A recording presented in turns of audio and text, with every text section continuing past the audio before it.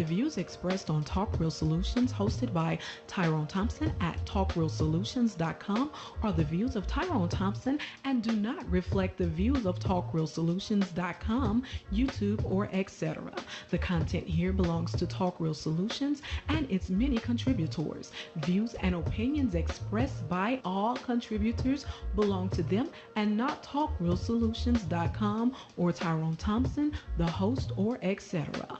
All data and information provided on the site is for informational purposes only. Talk Real Solutions makes no representations as to accuracy, completeness, correctness, suitability, or validity of any information on this site and will not be liable for any errors, omissions, or delays in this information or any losses, injuries, or damages arising from its display or use. All information is provided on an as-is basis.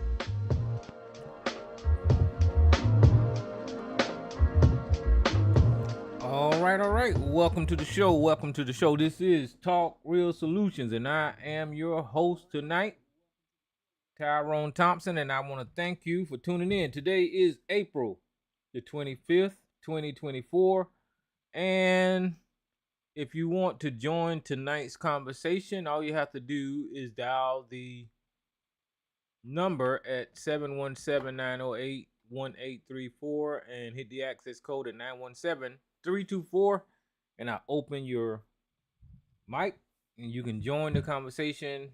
Of course, like I do always, I will allow you to speak your piece. I just ask that you be mindful and respectful and allow others to talk and try not to talk over each other. I always ask that shit. It never happened. And then just respect each other and try not to talk over each other and all that kind of crap. There's a lot going on, and I'll give you my opinion and what I think of what's going on in the world. And y'all know I was out of here last week. I had some things going on, and I know y'all missed me. Did you miss me? Ain't that what Tommy Davidson used to say? Did you miss me? But I try to be here when I can be here. So hopefully we'll just pick up and continue to roll like we've been rolling with the conversations we've been having um about politics and things that are happening in the community, about social issues and things like of that nature, you know. Um but like I said, I know Howard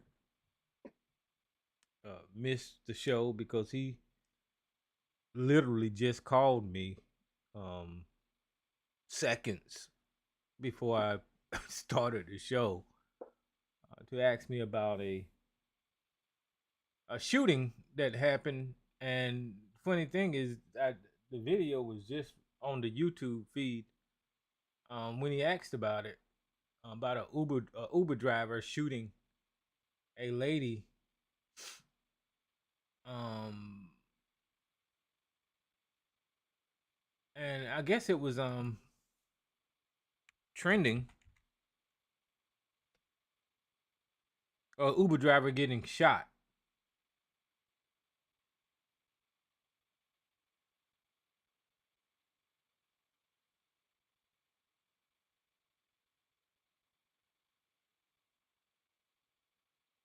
And that's the video he was talking about. So I don't know if he wanted to speak on that or not. But it seemed like it's a worrisome story. So we'll touch on that tonight if he wants to talk on it or not. I don't know. There's a lot of stuff going on. Oh, I'm sorry. I don't normally do that. That's some stuff that other people do when they get on the show. Like ABC, he be burping and farting and doing all kinds of crazy stuff when he get on the air. Let me see if I'm on the internet. Hold on for a second. I like to pull up the feed to see if I can hear myself. Uh, if I can hear myself. Yeah. make sure I'm live, and I am. Oh, let me like my video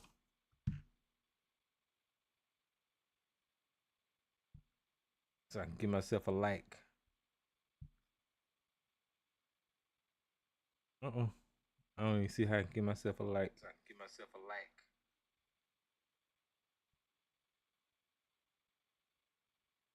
Anyway, let's get into this.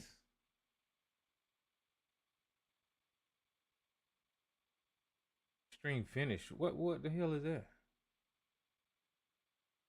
Am I still on?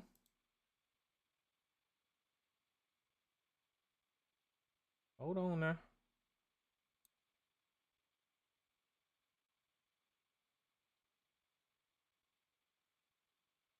Oh yeah, I'm still on. Seems like it says stream finish. All right, I'm gonna get into it, guys. All right, I'm gonna get into it, guys. But I wanted to get into this politics first, and because y'all know, y'all heard that Israel and Iran are are shooting at each other. And I see you on the line, Howard. If you want if you want to talk about that Uber driver, you can, man. You can push one, and we can get into that. But let me just touch on this whole Israel and Iran thing. Israel and Iran are I don't know. Listen, this whole Israel thing. Israel is a terrorist country, and I don't know why the United States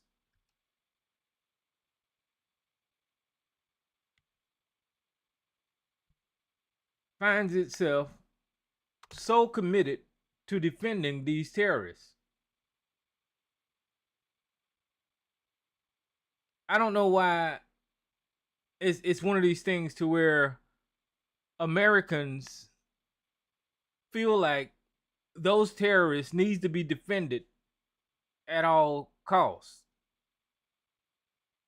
Now Iran is we know that they are religious extremists, and you know, because of their religion they're going to do things to protect their, so we know where they're coming from with their religion, and they're going to, you know, do what they do, right?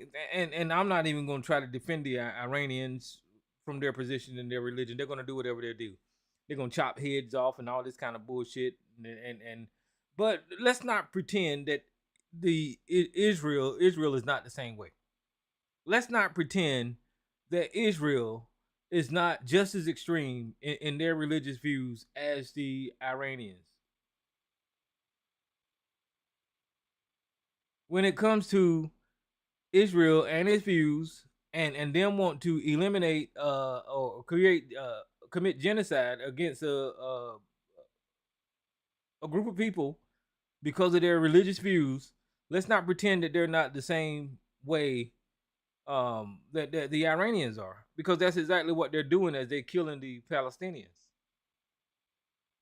And I don't know, it seems like what started the conflict with Iran and Israel is that the embassy that belongs to Iran, for no cause, the Israel people blew up the Iranian embassy, and that's the reason that Iran sent the drones over to Israel to retaliate. Now, the United States ain't got shit to do with that. And for some reason, you know, the United States naval ships are getting involved in all this kind of stuff, but I don't think it's going to blow up into anything crazy, because Iran ain't ready to fight that war. Iran ain't ready to step up to the plate and fight against the United States and the other Western countries. They're not. They're just not. They're not prepared for that. So I know people are doing all this talking, but it's not going to blow up into anything major. But my point is, it is dumb at this point for the United States to continue to blindly just defend Israel in its actions, and not call Israel out for being so goddamn um draconian and just hard-headed about the way it's just going into these wars and these conflicts, just killing people and doing the things that they're doing and taking the positions of war that they're taking without just blatantly saying, standing on principle the way the United States always has when it comes to certain things. This is crazy, the way the United States is just cowering down and not calling out Israel for this bullshit that they're doing. We don't have to stand idly by while Israel go around and be terrorists. They're no different than Russia. So this is stupid at this point for us to sit up here and watch Israel run around here and just do whatever the fuck they want to do and commit all of these acts of terror, and start all these conflicts. And here we go, just defending somebody that's akin to Vladimir Putin, just doing all these crazy shits. But that's just my opinion on what's going on with Iran and Israel. Fuck Israel. You know, you can call me anti-Semitic. You can call me whatever the fuck you want to call me when it comes to Israel and its action. I don't give a shit about Israel. Israel is wrong. But Howard, welcome to the show, man. You can go ahead and if you want to speak on that Uber driver, you can. Yeah, bro. I saw like it's blowing up in the media. I don't want to take your show You're off fine. the rails. This is something that I saw about the black Uber driver who got killed by the old white man, and he was getting this next video. The older white man was getting people were calling him, and they were pressing him for money. They were trying to, I guess, extort him for money, and they actually end up calling the Uber people, said to come over and pick a package up from his house. They would try to extort him for $12,000 or something. The Uber driver, the sister, who I think was 61, she didn't know any of this. And he is a video online too, Tyrone, if you want to look at it, because you said you didn't know. Yeah, I got to play it on YouTube right now. Yeah, she comes over to pick up the package. She doesn't know what's going on. These guys are on the phone with him. He thought that they were a part of the scam, which she wasn't, and he ends up shooting her. But why he's getting charged for murder is because he shoots her in the leg. She gets in the car. He shoots her in the leg, and then after, and that's why his ass should be under the fucking grave, because he shoots her again. She was never a threat, never anything, and he got fooled by those guys. I don't know if they can find whoever did it, but his ass is a fucking murderer, a white 80-something-year-old piece of shit that murdered a black woman. Even though he got fooled, he still murdered her. And I'm going to stand on that shit. And that's all. Like I said, I don't know, I don't know if it was your first time looking at it. And that's what I wanted to bring to the news night. And that's all. But that fucking funky ass 81-year-old white man is a fucking murderer. Straight up. And that's it, Tyrone. I'm going to let it, I yield, brother. I'm done. Okay, yeah. I just seen the video, and it says an 81-year-old man pled not guilty to multiple counts of murder and on other charges Wednesday relating to a shooting death of an Uber driver mistakenly believed was working with a scammer attempting to extort him, according to the Clark County prosecutor. William Brock was previously arraigned on murder charges for purposely shooting Lolitha Hall to death on Monday. A grand jury indicted him on that charge, as well as 2 new counts of felony murder, according to the court records. The 2 felony murder counts accused Brock of causing Hall's death as a result of committing or trying to commit another underlying felony, felonious assault and kidnapping, respectively. In addition to 3 murder counts, he was also charged with kidnapping her and felonious assault. In all, he faces 5 charges. CNN has reached out to Brock's defense attorney, Paul Kavanaugh, for comment. Brock's $200,000 bond continued from his one set previously in Too low of a bond. One set previously. Yo, if you seen the video, Ty, he got the gun on the woman. This woman is a senior citizen, bro. He got the gun on her, and I know he didn't know or whatever, but he shoots her and is talking shit to her after he shoots her. She's in the car. She's hollering for help. Help, help, help. Then the nigga lays in the fatal shots after that. His ass need to go down.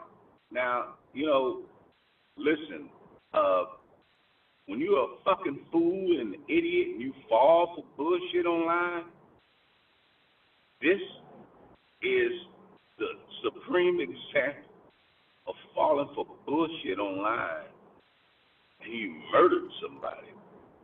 And his ass need to be under the jail, just like some of these stupid ass people that be on your phone talking stupid ass shit. Wish they can get charged when they ass step over the line. But yeah, that's all I was on, Ty, and I want to know if Sarge, somebody will come in and try to say that this old ass white man was justified. Well, he can't say that he was justified on this. Uber driver. Well, Ty, no, hold on. Ty, you don't know.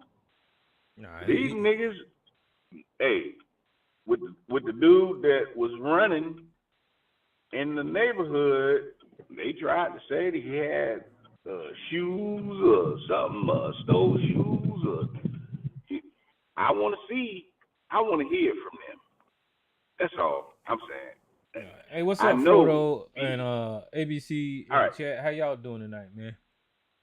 But the story continues. It said Brock shot Hall several times outside the South Charleston home on March 25th, according to criminal complaint. Hall was taken to a local hospital where she died. Brock told police that prior to the shooting, he had received threatening phone calls from a male caller who attempted to extort money from him, claiming that one of Brock's relatives were being held in jail, and then threatened his family. When 61-year-old Hall arrived at the home, her Uber at Brock's residence, he shot her multiple times, then release states Brock was arrested on several charges. Police saw no active threats presented by Hall during the encounter. Police released the dash cam video obtained by Hall. At least she had a dash cam. That's good. That people are recording things and we seen the entire thing. Police released the dash cam obtained from Hall's vehicles confronting outside of the home. According to the prosecutor, the judge, okay, so what is this? Hall received requests. Yes, the dash cam video showed everything, and I kind of listened to it real quick, and it was terrible. That lady was asking, "What do you want?" The guy was saying, "Who are you?" And then he shot the lady for no reason. She posed no threat, and he just continued to shoot her for no reason, which made no damn sense. I don't know. This is one of the reasons why I say that there's too many guns in this country. A guy like this with a gun is wielding his power over somebody who's defenseless, and once he has this power in his hand, this lady posed no threat. Even if it was extortion, right? If it was extortion, where was the threat to his life? She didn't know anything about that. They set her up. Right. I wish they can get. I wish they can get the guys, whoever that was doing that shit. But she got set up. But that dude still is a murderer. Yeah, he because is cold blood. Cold blooded. She didn't pose a threat to him at all. And thankfully for the video, that 81-year-old KKK member needs to be locked the fuck up. What's up, East Coast? Yeah, I mean this is ridiculous. There is no reason this man should ever get out of jail again. I don't know. This is what we've came to, and I wouldn't be surprised if he isn't MAGA. He might be a person that has actually taken ivermectin. he might be a Trump supporter. He might even be one of these I wouldn't be surprised if he's MAGA and try to justify what he done. And it's sad for the family of this black lady. How you can't explain this? This was a senseless murder, and ABC in the chat room, he probably tried to justify this guy shooting this black woman. How do you feel about that, ABC? Do you think that this lady deserved to die at the hands of this murderer just for arriving at his house with an Uber? This is crazy. But she came over tired to pick up a package. I guess the dudes that were trying to extort him, I guess they called Uber and gave the address to his house. So she coming to pick up a package. This dude, thinking she's a part of the whole thing, took his gun out, and the woman ain't had a gun. Woman didn't have anything. She's retreating. If you see the video or play the video time, she's retreating. He shoots her in the leg. She gets in the car. Oh my God. She gets in the car and they're still talking. And then he pops her fatally. That's why I say nigga's a piece of shit. See, look at how CNN labeled this article. Uber driver mistakenly believed she was a scammer. Why don't they call this motherfucker a vicious goddamn racist ass murderer? Like they would a black person who murdered some goddamn body. They kill me when white people do shit, man. Mistakenly. No, he murdered this lady. Piece of shit. Let me see if they play the video here. Yeah, that's what I'm saying. He murdered her, dog. Because, he shot her, and then you could hear where he shot her. She in the car, she hollering, help, this and that. And he talking to her. Then the nigga pop her and kill her. I mean, point blank to me, I want to see where these white boys at that frequent your show. That's why I brought it up. Well, they just showed the part they just showed the part where she walking around the car, and she ain't even got a good, she ain't got a good gait. She already got something wrong with her. He following her with the gun. Y'all can see how she walked. This lady is she's not even. She's running from this man. Look at her.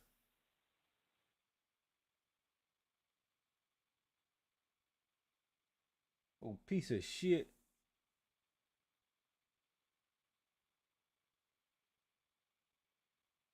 A piece of shit, old ass white man who done got, you know, he got sucking into it, but, you know, he fucked up. He went over the line. He fucked up. And that 81-year-old nigga hang that bitch-ass white man, bruh. He killed that woman, man, for no fucking reason. He killed her. Straight up, bruh. I don't know if that's your first time seeing the video or whatever. Yeah, he killed that woman for no reason. If you get some shit with the sound, you'll see. Well, she like you said, she's retreating. She's like, what? She don't even know what's going on. So, what are you doing? What? Oh my God! Like, yo, man, shit is crazy. Yeah, man, it's a sad ass world we live in, and like I said, once again, this is why we got too many goddamn guns, man, in this damn country. Especially when these damn MAGA gets a hold. I bet you that motherfucker MAGA. 100%, Ty. I bet you he got a Trump sticker or Trump dick in his goddamn bedroom. 100% MAGA. He MAGA. He MAGA all day, man. He MAGA all motherfucking day. He probably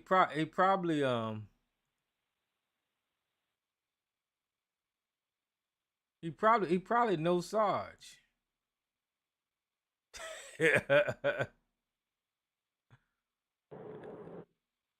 I really want to see what the hell Sarge would say about this.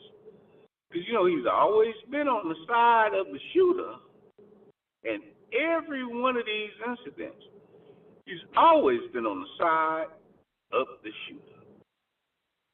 It's kind of wild, man. Let me see if this is a audio of what went on there. I don't know.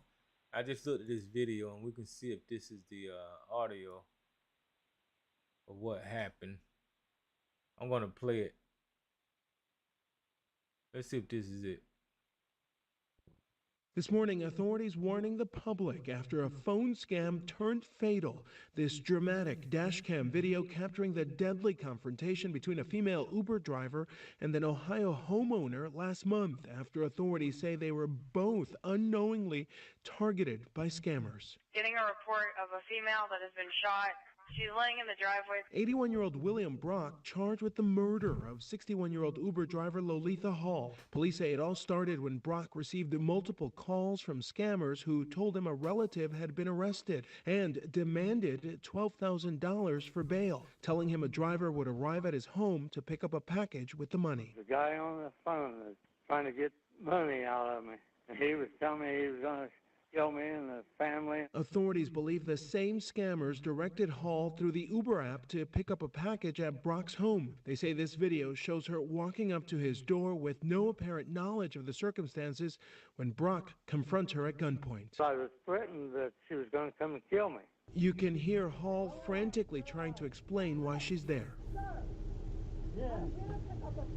Yes, I know what you're after. Police say Brock took her cell phone, and when she tried to get in her car to get to safety, investigators say Brock shot her 3 times. Then he called 911. I shot her in the leg first time, and I shot her in the shoulder. Hall later dying Hey, from her pause wounds. it, Officers Ty. are searching Pause Brock's it, home Ty. after the shooting. Go ahead. He shot in the leg. He if anyone hasn't seen the video, he has his gun out to her. She's retreating from the house. He has like a 6-shooter 38. I don't know what he got. Long nose 38, 45, something. It's a revolver. She's retreating to the car. This bitch nigga admits, I shot her in the leg, in the shoulder. Those, both of which are not fatal wounds. But then, if you look at the original video from somebody's car. I don't know how they got this damn video. You could hear he shoots her the first time, and then she's, oh God, call the police, baby. And then the nigga, this is where the murder happens. He pops her ass. Excuse me, no, let me not say it like that. He shoots her again fatally. The news is giving this nigga soft shoe treatment. But go ahead, let it play. They giving him soft shoe treatment, Ty.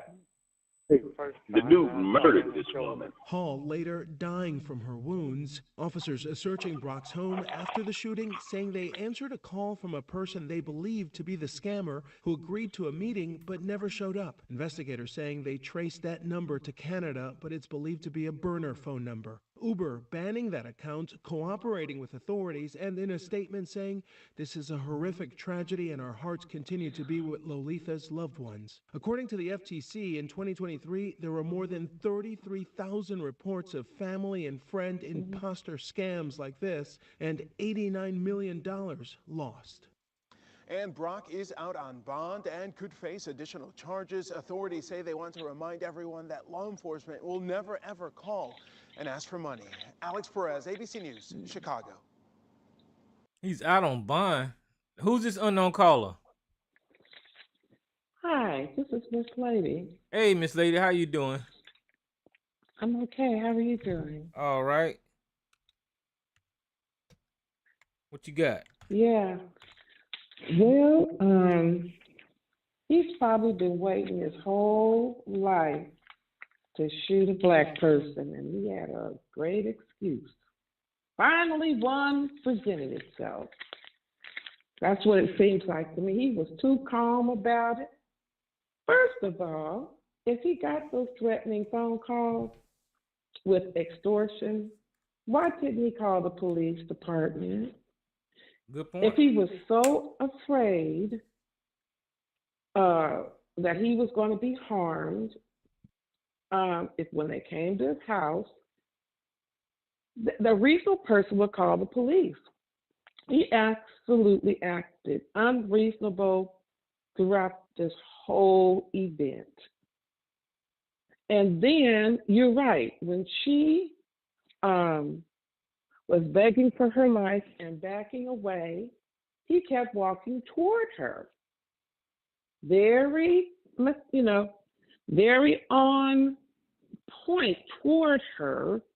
He didn't dare, he didn't hesitate.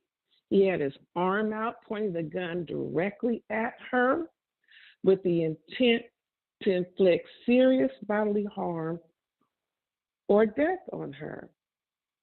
And that's what he did by shooting her as she's running away with her back to him, is what I'm thinking. He shoots her in the back.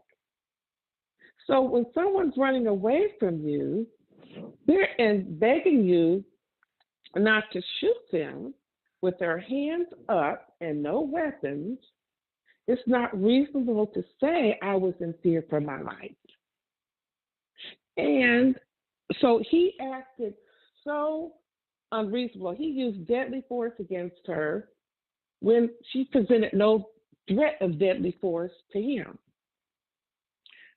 And you're not supposed to kill someone based on property. You never use deadly force based on a property crime.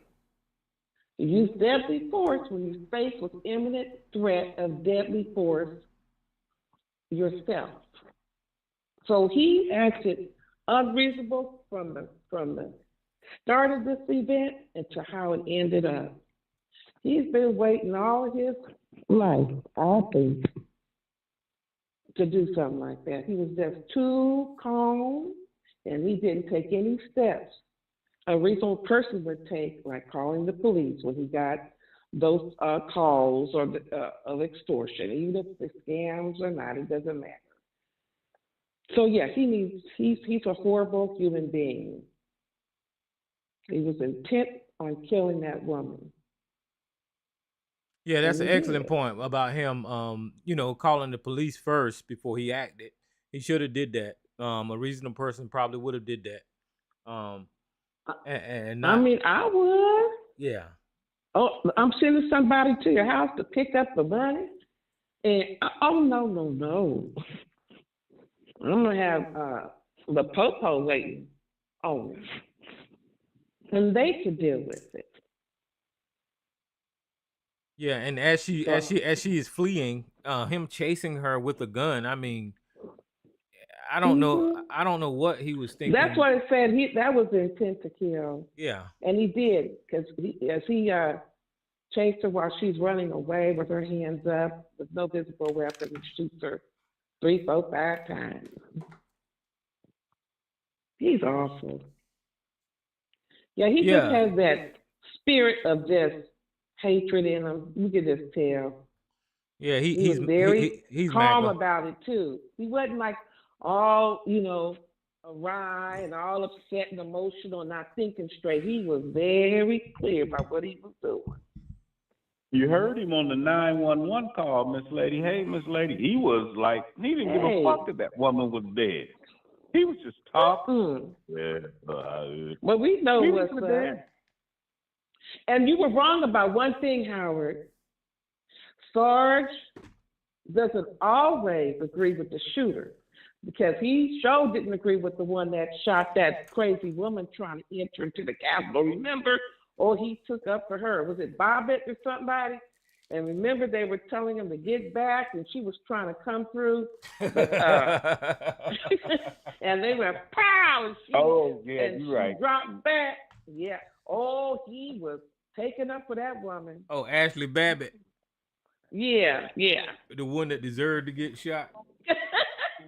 hmm Yeah, that. Remember? Yeah, But yeah. if, But but this if is it's this a is a black sad. person, I don't care if they're a child, like that little boy out at the park, Trayvon. If it's of the woman that was arrested and killed, I don't. It does. If they're black, they deserve it. Yeah, this is And the a sad police. situation, and I was just looking at this video, and I'm watching this lady trying to get out of the way of danger because she know and you can see the fear on her face, and it's just sad just looking at this lady's expression, knowing that she's trying to get out of danger. She can barely walk. She's walking with a limp, and she's doing her best to save her life. And this idiot just chases her with this gun and murders her. Oh man, this is just sad. And he's out on bond.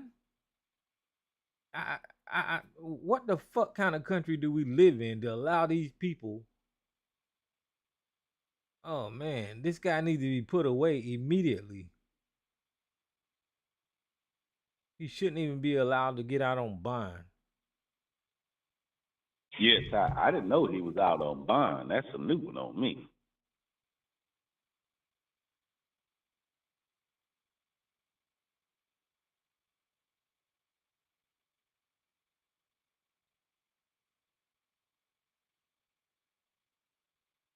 Yeah, he's MAGA. He got to be MAGA. This is a Trump supporter. Of course.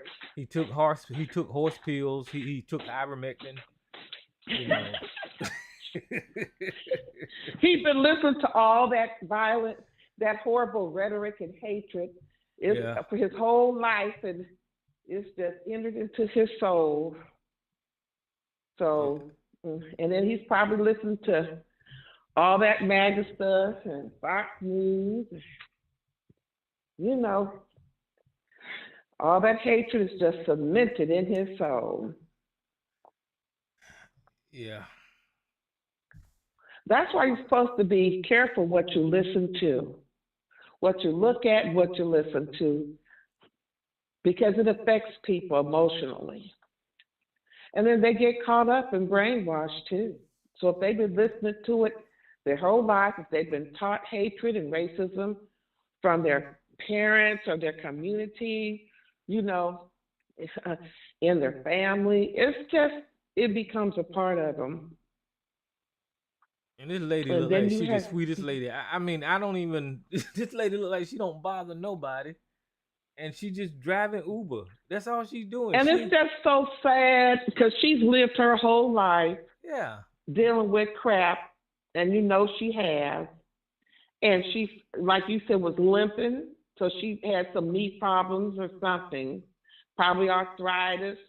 And she's driving the Uber at her age, trying to make a few dollars. So obviously, she's not been set up to have a nice retirement. Yeah. Is all I can say, and it's unfortunate because she seemed like a nice person. And it's just sad to me that Black women have to end up like that throughout their life, and they end up like that, having to drive for Uber.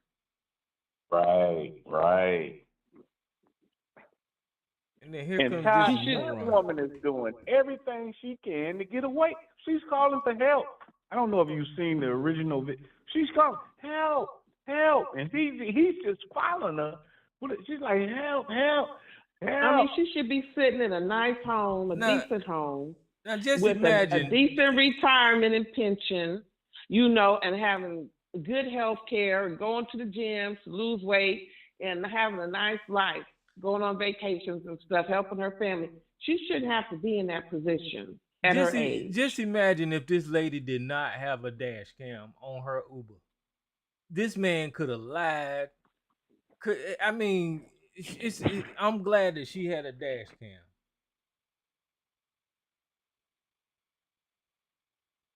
Here go ABC. Here we go. Black women have to end up. But motherfucker, get out my chat. He always have to be on the other side of the story. ABC, shut the hell up. Jesus Christ, you can't even have sympathy for this lady that got murdered by your comrade. What is wrong with you, man? Oh my goodness.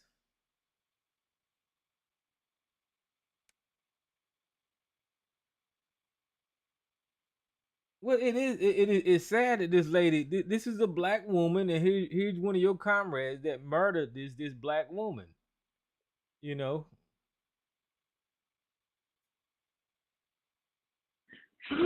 All that. Yeah, it's sad, Ty. Man, I'm gonna sit back, Ty. I'm gonna sit back and go on mute, brother. Okay. And listen to the show, brother. Thank you, brother.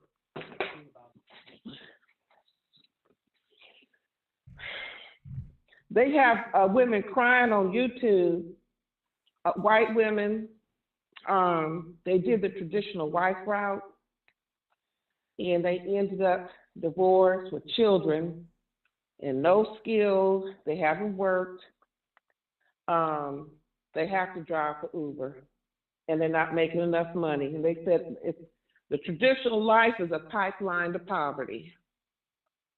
Well, that's probably because they fall for the BS about, the nuclear family bullshit. And then they probably do originally get into the married life and all this kind of stuff, and their husband leave them. They get divorced and then they have nothing. They don't set themselves up for success. And they're stuck, Yeah, because they didn't go to school, or even if they did, it's like 20 years ago, they haven't used their education. They've been stay-at-home mom and baking cookies and cooking dinners and helping him advance in his career or keep his job. And what is the payoff? right? Poverty. And that's why I don't hate on Black women for getting out there doing what they need to do to make it on their own, because I know there's some sorry ass men out there that ain't gonna do what they supposed to do, so they have to make it on their own.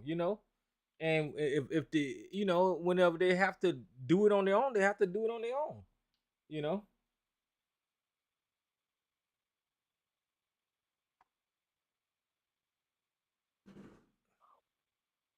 Yeah, there's no guarantees because you get married that you're going to have a good marriage, and people No. gonna work together and grow together and invest together, and because you're gonna. The marriage institution is a man-made construct. It's a man-made institution that people be saying that it's natural and all this kind of stuff, and that's just not true. Because hell, you got documents that is created by humans and that institution is made by. So that doesn't mean that you naturally supposed to be together, and people don't get along for 50 years just like that, and it's more natural to break up than it is to stay together like that long, and because that's a thing that people gonna do. You need to set yourself up for success, and if you do stay together But that people long, don't know even how to do that. They too emotionally underdeveloped, yeah, and they just don't get it. yeah, And and so I'm not they'll just hating drag on you down. I'm not hating on relationships. If you do stay together, kudos to you. But if you don't stay together, I say set yourself up for success.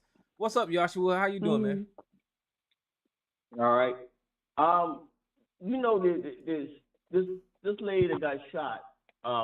This um this also it goes to a bigger issue when it comes to seniors, etc., retirement funds, pensions. Whether or not we're setting up elders to have the right pension plans and the right retirement. Now, it's obvious if she probably was a working woman, she probably retired and wants to make some extra money because more than likely what she was making wasn't enough. Okay.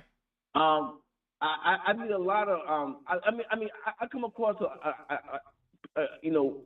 people in general, whether it be men or women who are elders, and their retirement and pension plans are now it's terrible because so I think that this kind of goes to another bigger problem that this woman had to work and she should be retired enough where she don't have to work because we allow these companies to lowball people now in their retirement. When I get old, 70 or 80, if I'm still around, my generation of people might not even have no retirement to retire, and unless you got a 401k or 403b. That 401k ain't no guarantee. That's based on the stock market. Right, When it goes down, they lose it. Right. Can I finish? I know that I'm making a point that won't be enough. I get that, Miss Lady. You're right. That's not going to be enough. So you're going to have people my age out there working at 70 years old, 75 years old, still trying to work and to make ends meet. So Social Security probably won't, in some cases, won't be enough either. So this goes to another problem, too, man, that there's a bigger problem too, man, and how we allow this our government to get away and these companies to get away of not paying the proper retirement for people who've been with companies 25 to 30 and 40 years. They build a company, then they retire, then they still can't make ends meet. Because it's obvious this woman had to get extra money to kind of make up of what she's not having. You see, and at least that's what my take is on it too. That it's also this comes from a bigger issue that we don't want to address, and the fact that elderly people are just not making enough money to sit and not work at all. You see? Yeah, I hear you. Yeah, because I find that some of them are going back to work. Some of them are finding part-time jobs. At 75 years old, they're finding a part-time job to work. You see? So, well, I do. Let me speak to your point, Joshua, because you're making a great point. Is that the black lady had to pick up a job and get spare change? But let's look at the dynamic here. The white guy, was he? Did he have to pick up a job? You see what I'm saying? Nope. There you go. So maybe he was set up to where he was able to sit at home. You get what I'm saying? Right. Because he's 80 years old, and when he retired, 20 years ago, they still had, he was probably able to retire from his factory job or whatever he had. Yep. And paid off his house. You see what I'm saying? Got a house for, $30,000-$40,000. You know what I'm saying? So it makes a huge difference. It's a different day. You know what? and it's something else I want to talk about. That story out in Colorado, y'all might have heard of it or seen it. They did an update to the young man that was pistol whipped. Remember the young man that was pistol whipped? He was sitting out with some other guys, and they ran, and he stood there, and he was telling the cop he didn't do anything, and they and the cop pistol whipped him. Remember, he beat him in all the face with the gun. Well, I think I seen that, and I seen an update to it or something. But I think you're gonna touch on it. But let me see who this caller is first. Who's this calling line I just opened? Hey, bro. You hear me? Hey, yes. Who is this? No, it's been a while. But it's Carla. Hey, what's up, Carla? How you doing? I still listen to the show. Okay. And I was trying to send you the link. I have the complete video of this occurrence where you can see everything, but I wasn't sure if you were actively looking at Facebook at the time, and I didn't want you to move on to the next topic before you got to see it. So can I send it to you? Yeah, on Facebook. Which one you send it to? Tyrone Thompson or Richard Thompson? Tyrone. The one with Bianchi put on your. Okay, yeah. Okay. Yeah, I just wanted to send it to you so you can see the full. Well, it's nice to hear from you again, Carla. I ain't heard from you in a minute. I listen all the time. Okay, Mostly okay. You know, some people I still can't listen to, like Sarge, but once you come on, Sarge is a trip. I hear you. I'm there with you. I can't. Me neither. I enjoy it. Yeah, you can pull it up. And it showed, and it was 4 shots. It was 4 shots. Yeah, the police, the news is gonna, they're gonna show you little clips. They're not gonna show you the whole thing. So, you can hear her. It just enraged me. It's really bad. But yeah, he shot 4 times. I think he had shot her primarily because he said, "I'll shoot you in the leg again," when he was walking her out of the camera view. So I don't know if that's why she was limping or not. But he said, "I'll shoot you again." That is crazy. Yeah. So I think it's only about a minute. Well, Sister Carla, how you doing? This is Brother Howard. I think I remember you from way back in the day. But Sister Carla, it was obvious from that video. I seen the video, the whole video too. It's obvious that he popped when she was in her car. He popped on her. Yep. And then was talking to her after he shot her. All of that's in he the was video. Talking to her and then popped again. And that then said, nigga needs to get, I don't know how the fuck he out of jail. The nigga need to be under the fucking jail. He even told her, he said, "I'll shoot you in the head." He's really savage, And he just looked like, I don't know. He just take you back to a time that we weren't thinking. But he probably did stuff like this back in his young days. He had that white robe hanging up in the back of his closet.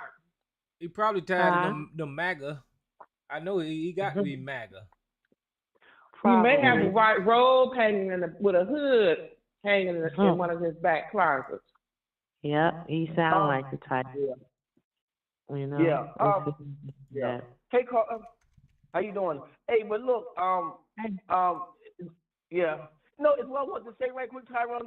Not to, because I gotta go make a run. But it's what I want to say. But the story I kind of was trying to talk about, the guy that got pistol whipped.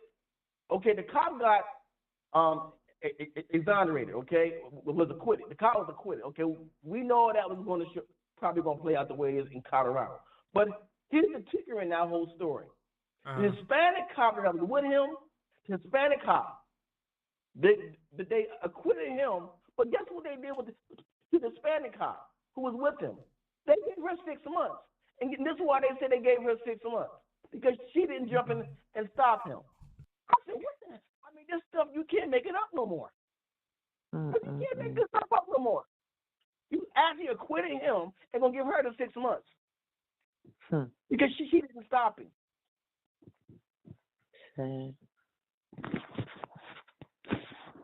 That's crazy. That's crazy. You can't make this up anymore. Yeah. Yeah, this is crazy. But nice to hear your voice, Sister Carla. Nice to hear your voice and you still around listening. Yo, yeah, I'm still listening. I watch on YouTube. I don't get on the radio show. I get because I get so much lag for some reason. But YouTube, it works better for me. So I was listening. I had just saw this earlier today, and I had to go look at my history for it. And I was online for a while, but I forgot I had to hit the pound, the *6 or the code 6. I thought he not seeing my call. And then I said, oh, I looked at the comments on your description, and I said that's why, because I didn't hit the to get on the panel. So that's why you. But were you able to pull it up? Well, I'm logging in now, and I haven't used this account in a minute. There you go, right there. Oh, okay. Yeah, put it on. Okay, here it is. I sent a message, right? Yeah, I'm putting it on. Well, I don't think we want to get people crazily upset, but this is terrible. And he's out of jail. I didn't know that. Because the police are not showing. I mean, the news is not showing everything. They want to give a one-sided impression.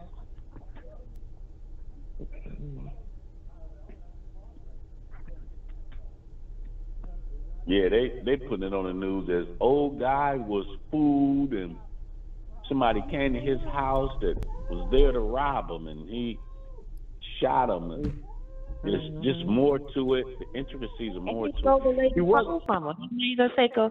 He made her give him her phone. You can hear him telling her, "Give me your phone." But she was trying to call. He did take her phone. That's true. He took her phone. See, he said, "I'll shoot your other leg." Yeah. I'm gonna let it play on. I'm gonna download the MP3 so you guys can hear this. If this nigga ain't locked up, nigga, then we need. I ain't gonna go there, but nigga, this nigga needs. Yeah, I seen it. I don't really want to hear that again. It's too upsetting. Well, the folks ain't heard it, Miss Lady. Who hasn't heard it? The folks on the show. Harold, you didn't hear? I heard it. Harold heard it. I brought it up to Tyrone. I heard it and looked at everything as much as I could. I ain't gonna say everything. I looked at it. No. And despite what goddamn to do, he didn't have to shoot that woman. She was unarmed. If he thought she was there to commit a crime, he could have called for help. He could have yelled for someone to come out and have them call the police, not shoot the woman. Yeah. Yeah, just like that's what Miss Lady said. He was waiting on somebody to come to his house. They had to pick up some money. One of his relatives, they said, was in jail and he needed some bail money or something. And so, that's what I said. Yeah, see right here, look, it says it right here. 4 gunshot wounds, one in the upper left side of her torso, one in the upper front side, one in her leg, and one in the inside of her leg, one in the center mass of her sternum. And the news report only allowed him to say that he shot her twice. That was crazy. Yeah. Oh, no, you can hear the gunshots going off. You can hear it. They only heard 3, I think. But on here, I heard 4. Yeah. Okay, I'm gonna play this audio, see if y'all can hear it.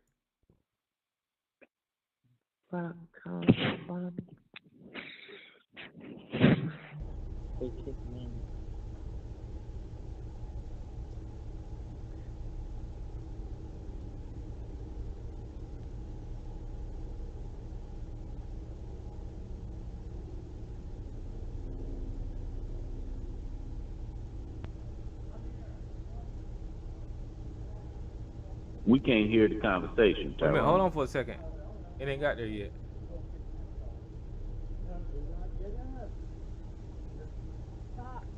You can think that lady is old.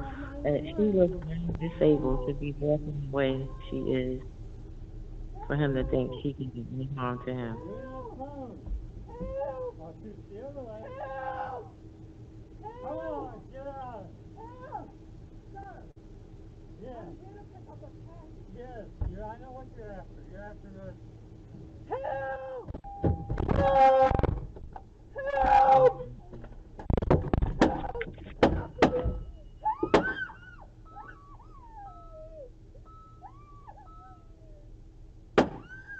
See? No, they This shouldn't try to hide. bitch nigga shot her 3 times. She heard the car door open. He shot her 3 times, and then once. Yeah, his ass need to go to jail. People need to know that, to hear the truth, because the news is only showing one side. That's not right. It's hard to listen to, yes, but the truth has to get out. Because if there's no outrage, then it's going to continue, which it has been. Yeah. Yeah, so they ain't showing that part. They ain't even playing that video.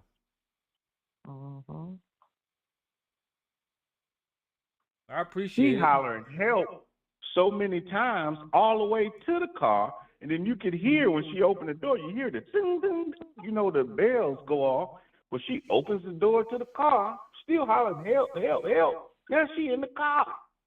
What threat is she to you? She ain't been a threat since she came up to your fucking door. And yep. Hey, what's up, Sister Lisa? Welcome to the show. How you doing tonight, sis? Hi, Tyrone. I'm sorry. I had disconnected because you was playing that awful tape and I didn't want to hear it. So I had to call back in because I didn't know how to turn the volume. Yeah, I know. I'm sorry. How are you? That's Lisa? Yeah, that's Elisa there. You got Carl on the line. Elisa. Hey, Carla, how are you? Hey, I'm good. How are you? I'm okay. I'm doing all right. It's good to hear your voice. You too. I told Tyrone I check y'all out on YouTube all the time.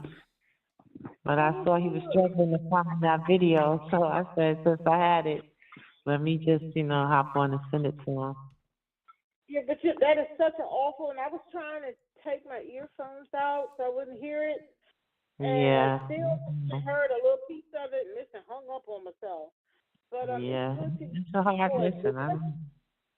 That's an awful story. I don't know why they don't want people to hear it. That thing bothers me Because so bad. this reminds me of I don't know if you guys ever heard of the Eleanor Bumpers case. This makes me think of her. She was an elderly woman who was shot by the police in Harlem years ago, and I think it was the late 70s or early 80s, because someone did a, what do you call it, a check when you send the police to go check on someone? A health and welfare check? Yeah, she was in a mental state, but she was standing in her kitchen, like, I don't know, maybe, it's so many feet far from them, like, probably they could take a minute to walk to her. She had a knife in her hand, but she wasn't threatening them with it. And they shot her multiple times, and so this reminds, and she was older than this woman. It was a very high-profile case, but they got away with it, so. I think that sounds familiar, but there's so many of them cases. That does sound familiar, though. That one sounds familiar. Yeah, you look it up, you'll see it. She was an old gray-haired lady with a few braids in her head. And you could tell she had them, and they start looking at her that she had something mental wrong with her. And there was a bunch of police officers let off rounds into that old lady's body. And it just reminded me of that, triggered me, so to speak.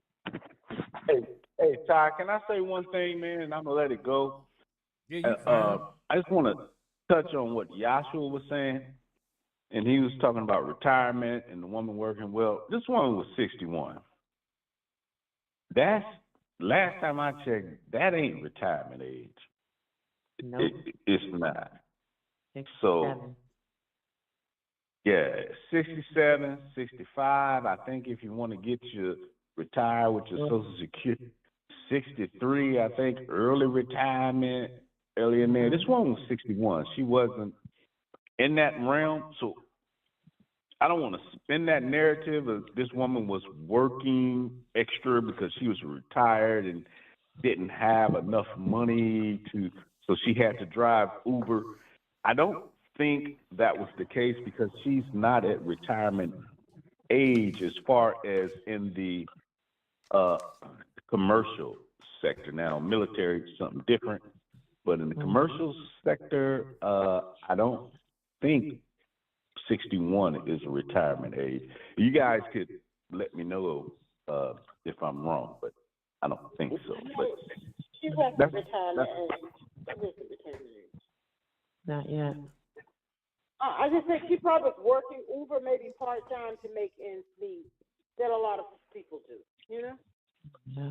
Yeah. Well, I mean, you know, I ran into people who 61, 62 that they're retired. I mean, that's not uncommon. It depends on how long they've been working at their first job. I mean, I've seen people like that before. You know, so you know. I have too, but most of the people that choose to retire early are not going to be doing Uber. They got it all planned out. That's why they doing it early, because they don't have to work. They got their shit right, from my experience. So that's the only thing I want to speak on, brother. That's it, and I'm good. I'm done.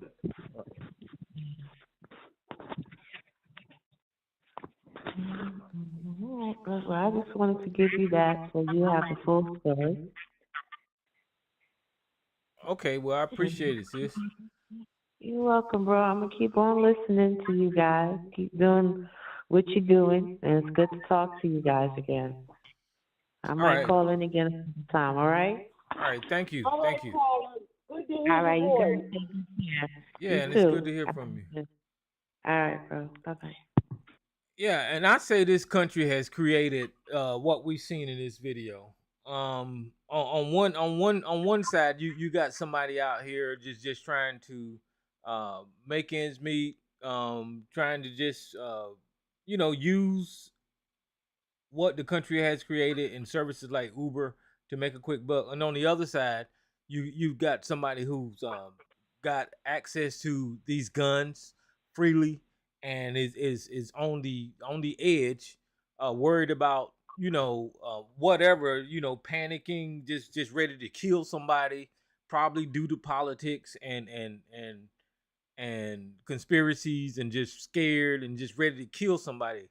I think this country created this whole scary environment, and this is probably why this guy, and not to leave out that he's probably a racist, and things have been put in his head to be afraid of black people or whatever, and that's why he murdered this lady, and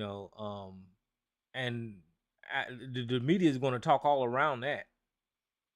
And probably just blow it off as this guy being crazy or something, and probably mentally ill. You know how they probably give white people that excuse of being mentally ill. They're probably going to use that to death, saying that he was mentally ill or whatever.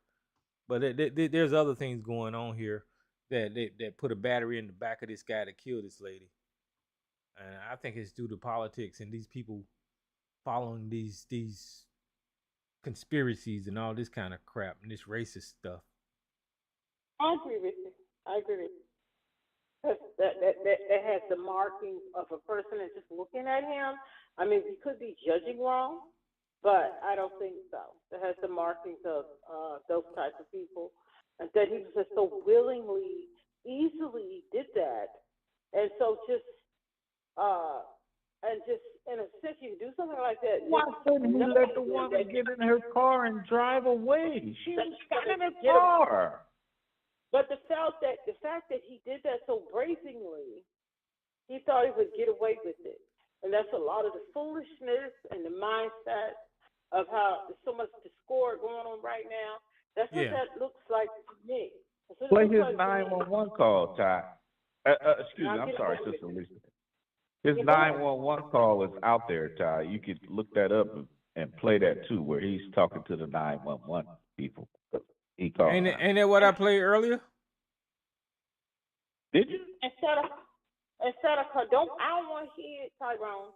Okay. Instead of calling 911 from the very beginning. From the very beginning. If you thought she was a part of a scam, then you call the police.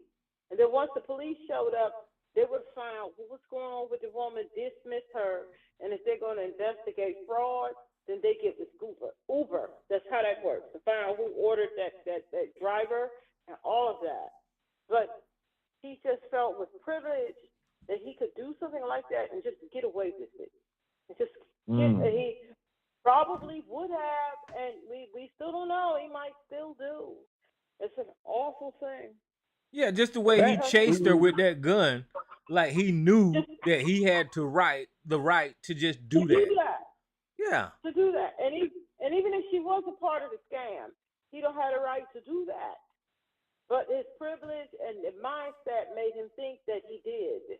He doesn't even have, if she's part of a scam, that he is does a not great have point you made. Sister Sister Lisa have Lisa, the right to do that. that is a great point you made. He did not have the right to do that.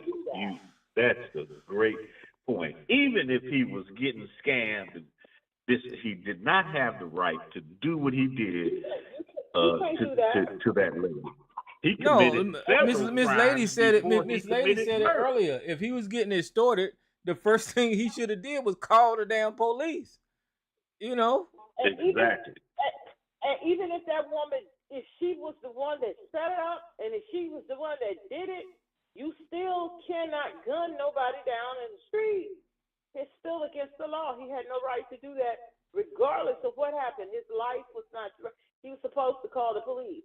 And in fact, if she was a part of it, they might drop it down to a manslaughter or something. But he still does not have the right to do that. So whatever time he got left spinning in, but we they liable to try to. Who knows how this is going to work out? But as the press is trying to keep this on the hush, they're not really trying to talk about this. But eventually, it's because I've seen it all over Facebook. So eventually, me too. It's spreading. So that's a good thing. It's Put spreading. his butt on the yard with them young bulls and see if he can handle his own. I don't care at this point, because you are so right. Which is, he had no right to do. He broke. He broke several laws before he did what he did. He, kidnapping, and took the woman's phone. I think that's a crime to take someone's. Kidnapped her, as far as trying to control where she going. I mean, this dude. All kinds of crimes. He was holding her against her will. All kind of stuff. Now, if he was black, you would see a laundry list of charges. Oh yeah. Everything going out there.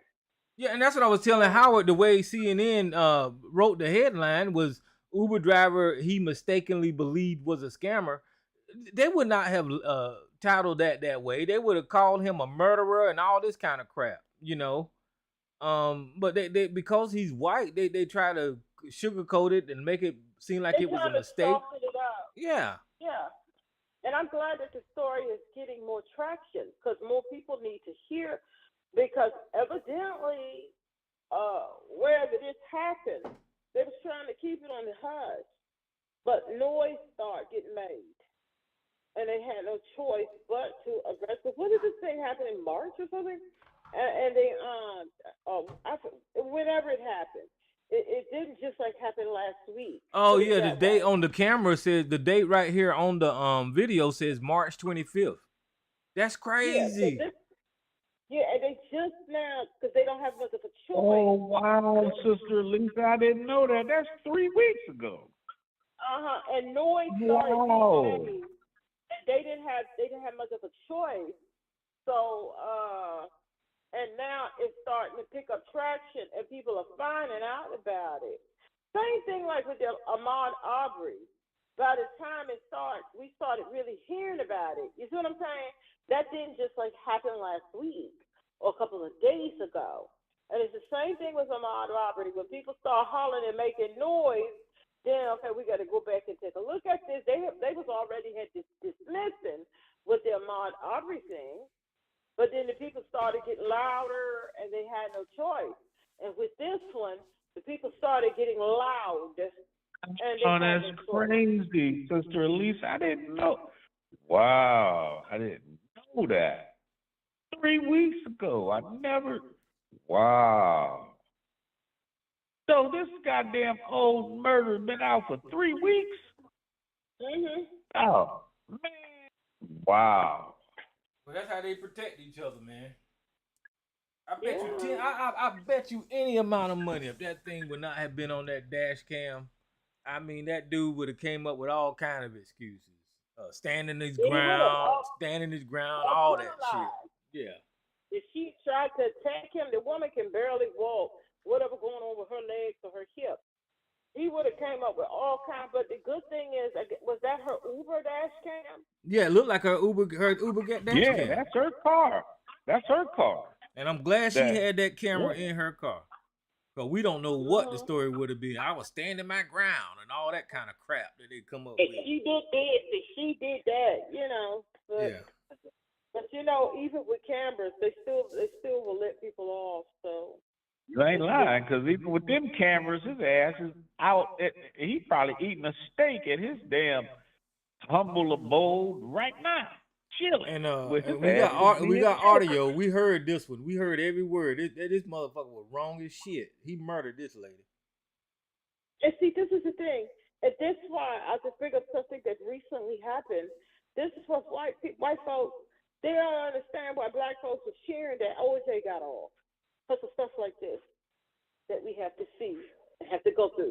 Because of stuff like this. Good point. Stuff like this. Why black folks are cheering that. But the OJ verdict was the correct verdict. Now, don't get me wrong. It was the correct verdict, not guilty. But even if it wasn't the correct verdict, let's just say that the jury just the correct verdict was not guilty because the prosecution completely screwed their case up. Mark Furman up their line and got caught in line. And then when he was asked, did you plant any evidence? He said, I plead the fifth. That case is over. You're supposed to not guilty because you're out. But they got him calling black people niggas and everything. I don't know. Was that Mark Furman that they called? It was Mark. Yeah. And then when they pull him back on the stand, and they asked him, did you plant any evidence or anyone in this case? And he was like, I plead the fifth. What is your name? I plead the fifth. That case is done. The case is done.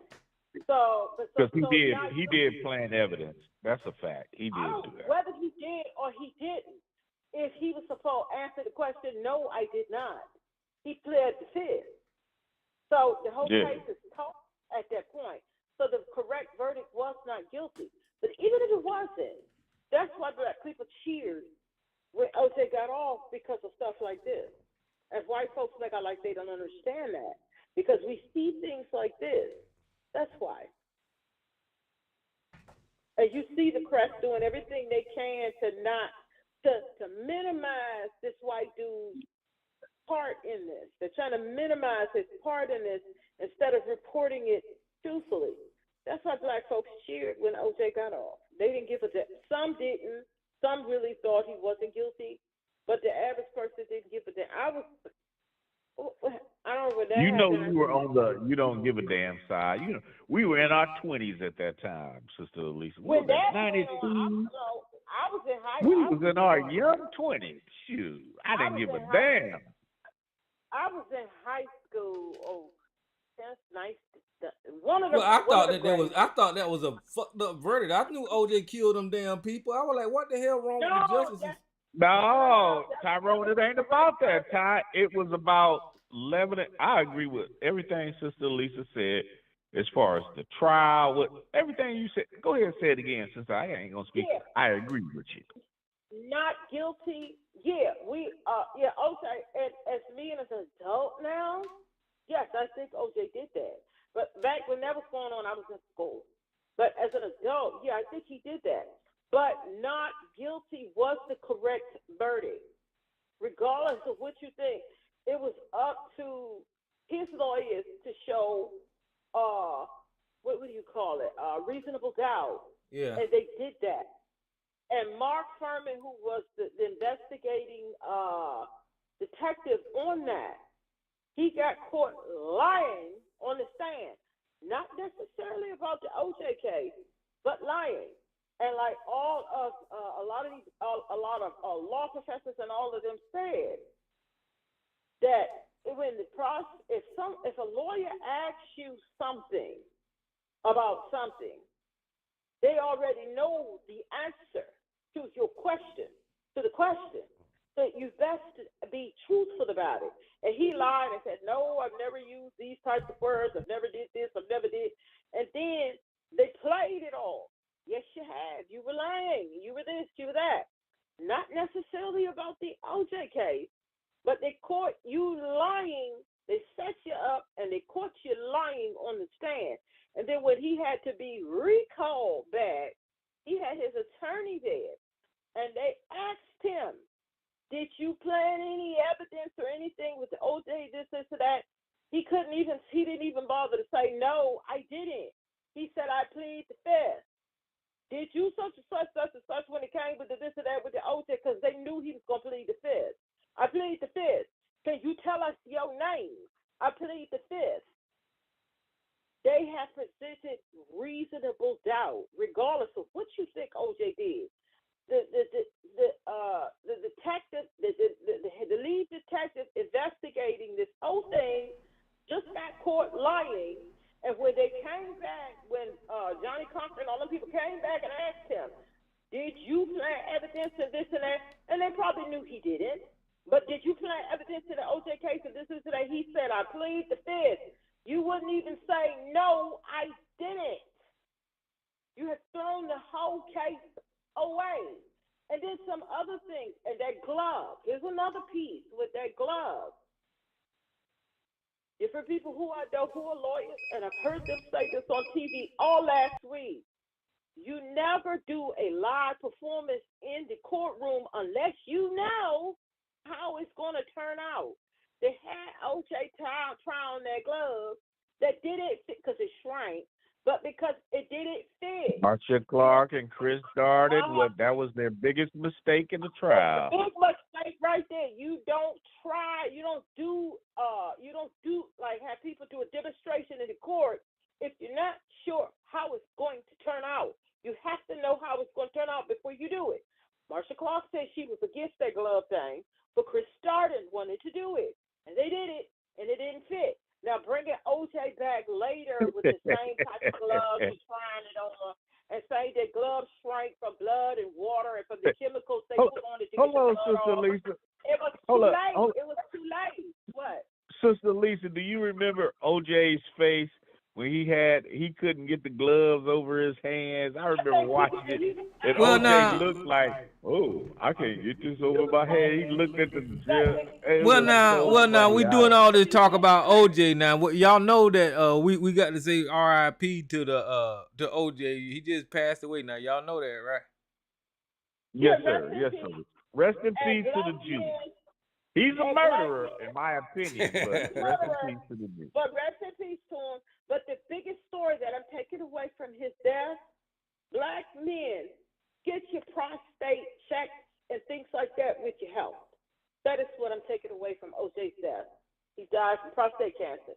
Get your prostate checked, keep up with your health. That's what I'm taking from that. But so rest in peace, OJ. And hopefully we'll have more men to go and get prostate exams and stuff and start getting them younger. The younger you are, start getting them. You don't have to wait till your 50s and 60s. Start getting them in your 30s and your 40s. So that was a big takeaway from OJ's death. But, yes, I do think OJ killing people. But back then, I think I was junior high school. Where? I was in somebody's school. And I was home that day because I remember my mom was off from work. And for whatever reason, I was home. And my mom was off from work. And then the verdict came over the television. I remember I was on the phone with a little friend of mine. and we was talking about it, and they broke into the TV and said and played the verdict. And I remember we was like, yay, and our friend was like, oh, they found him not guilty. We was like, yay. I was young and dumb, didn't really quite grasp it, but I didn't care. But I was young. I didn't care. But as an adult, you know. Right. Well, we as black people at that time, you remember that came after the police got off, and I was in LA. So you got to, I'm trying to give you. Yes. So when those police officers got off criminally, what they did to Rodney King, then the OJ thing comes up. Black people were just trying to get some get back. That's for real what it was. That's what we felt like, yo. You know, I always thought, I was 20, 21, maybe turned 20, 21. We all knew OJ was guilty, just like we knew those police officers were guilty. We wanted some get back. That's what it was about. But it was the right verdict, though. It was still the right verdict because Mark Furman and them, they blew their case. And then you have a whole segment of black people who didn't care nothing about OJ. They didn't care whether he got convicted or not convicted. They was watching how Johnny Concrete, who was the lead attorney over all those great attorneys, and how he did that thing. That was another thing. Was like, I admire Johnny Cochran. Now, screw OJ, but Johnny Cochran did his thing now. Yeah, hey, Ty. He was the lead Johnny was the business guy. Yeah. I'm on your side with that, Tyro. Johnny Cochran was he was all right, bro. So you had that too. Black people was like, look at that man. And pardon my language, but I heard this ever since this case. Johnny motherfucking Cochran was a dude. And we've all heard that, and y'all know it. So you had people who was cheering him on, who could care less about OJ. You had the leftover from the Rodney King, and a lot of us me being young, didn't realize that, that's the right verdict, though. You see what I'm saying? Because I didn't follow it that close, but I followed it enough. It was in your face. But I didn't realize as a youngin' that was the right verdict. OJ did it, but it was still the right verdict. It still is. And you'd be hard pressed to find a law professor that would disagree with that. It was the right verdict. They made the criminal justice system do what it was supposed to do. They demonstrated reasonable doubt. And isn't that what the criminal justice system is about? Yes. They did. That OJ decision caused the Trayvon Martin decision, because everybody with common sense know that George Zimmerman murdered that boy. We heard the murder on the audio, and we know that saying George, that was they get back, Pat? That was they get back. That was they get back, man. Because George Zimmerman clearly murdered Trayvon Martin, and because of O.J. Simpson case, they decided that way for George Zimmerman. That was what happened. And if the people hadn't carried us so bad over George Floyd, those police would have got away with that. If the people hadn't carried on so bad over Ahmaud Arbery, those men would have got away with that. That white woman that shot that case, remember the black dude that was on the bridge? And the helicopters, they had some kind of bad driving. They murdered that man on the helicopter. I remember that. And she got off, and she was talking about it was a look in his eye. And I knew he was going to, and that's why. And they lit that raggedy hoe off. So they've been getting they get back and licks at us for the longest. But the fight cop in Charleston, Charleston? Yeah, Charleston, South Carolina, that shot the guy in the back. If it wasn't for that young guy out there on his lunch break recording that, he would have got away with that. Got free. He would have got away with that. So it go back and forth, you know. They get a lick, we get a lick. They get a lick, we get a lick. But then people don't understand. White folks, they kind of like they don't understand why black people. You look at the videos Hey, of black Sister people. Lisa. Black people was jumping up and down cheering when OJ got off because they didn't care. Yeah, I was. Well, Sister Lisa, I tell Tyrone all the time, if there's no Barack Obama, there's no Donald Trump. I tell Tyrone that in a couple of conversations. He was the Donald. When I say he, Donald Trump is the result of that perceived black man in office for 8 years. I agree with that. I agree with that. And our white counterparts, they got worse. Just because Barack Obama was president for 8 years, he didn't do anything overly fantabulous for the black community. He was just the president. He did some good things. He did some regular old run-of-the-mill politician things and different things like that. We did agree when it came to him, but that still was too much for a lot of them to handle. And then we got Donald Trump, QAnon, MAGA, the whole work, and the whole Republican Party just completely turned into a racist organization. That was because of Barack Obama, basically. What we're seeing now, and DeSantis, and then the book bannings and the this and that was a result of Barack Obama. Barack Obama had a good presidency, but you can't stand it. Was it the greatest president there ever was? But he was a good president. You know, you didn't have to worry about the country. Barack could have cured cancer and got several nuns pregnant out of osmosis or something, and he still wouldn't have been good enough for them people. No, Barack Obama was the greatest president, because he did some wonderful things. He's the first president. He was the first president to install a healthcare system in this country, and not only that, after George Bush crashed the economy, he brought us back from whatever the fuck George Bush did. The country was a mess. George Bush destroyed this goddamn country. I don't know what the fuck George Bush did. And he had to put up with that damn war George Bush got us into. Got it. Barack was a good president. He was a good president. And we didn't have to be worried as far as like with Trump at the helm. We didn't have to be worried that it's a foreign, and I'll give Biden some credit on that because he was his vice. And Joe Biden is doing his damn thing too, and he's not getting the credit that he deserves. But we didn't have to worry about the country being dragged into foolishness. We didn't have to worry about somebody at the helm was competent, the vice president was competent, and the administration was competent. We didn't have to worry about the United States falling off its axis and going to who, what. We didn't have that worry. The whole time Trump was president, a lot of people had that worry because we knew he was not competent. No.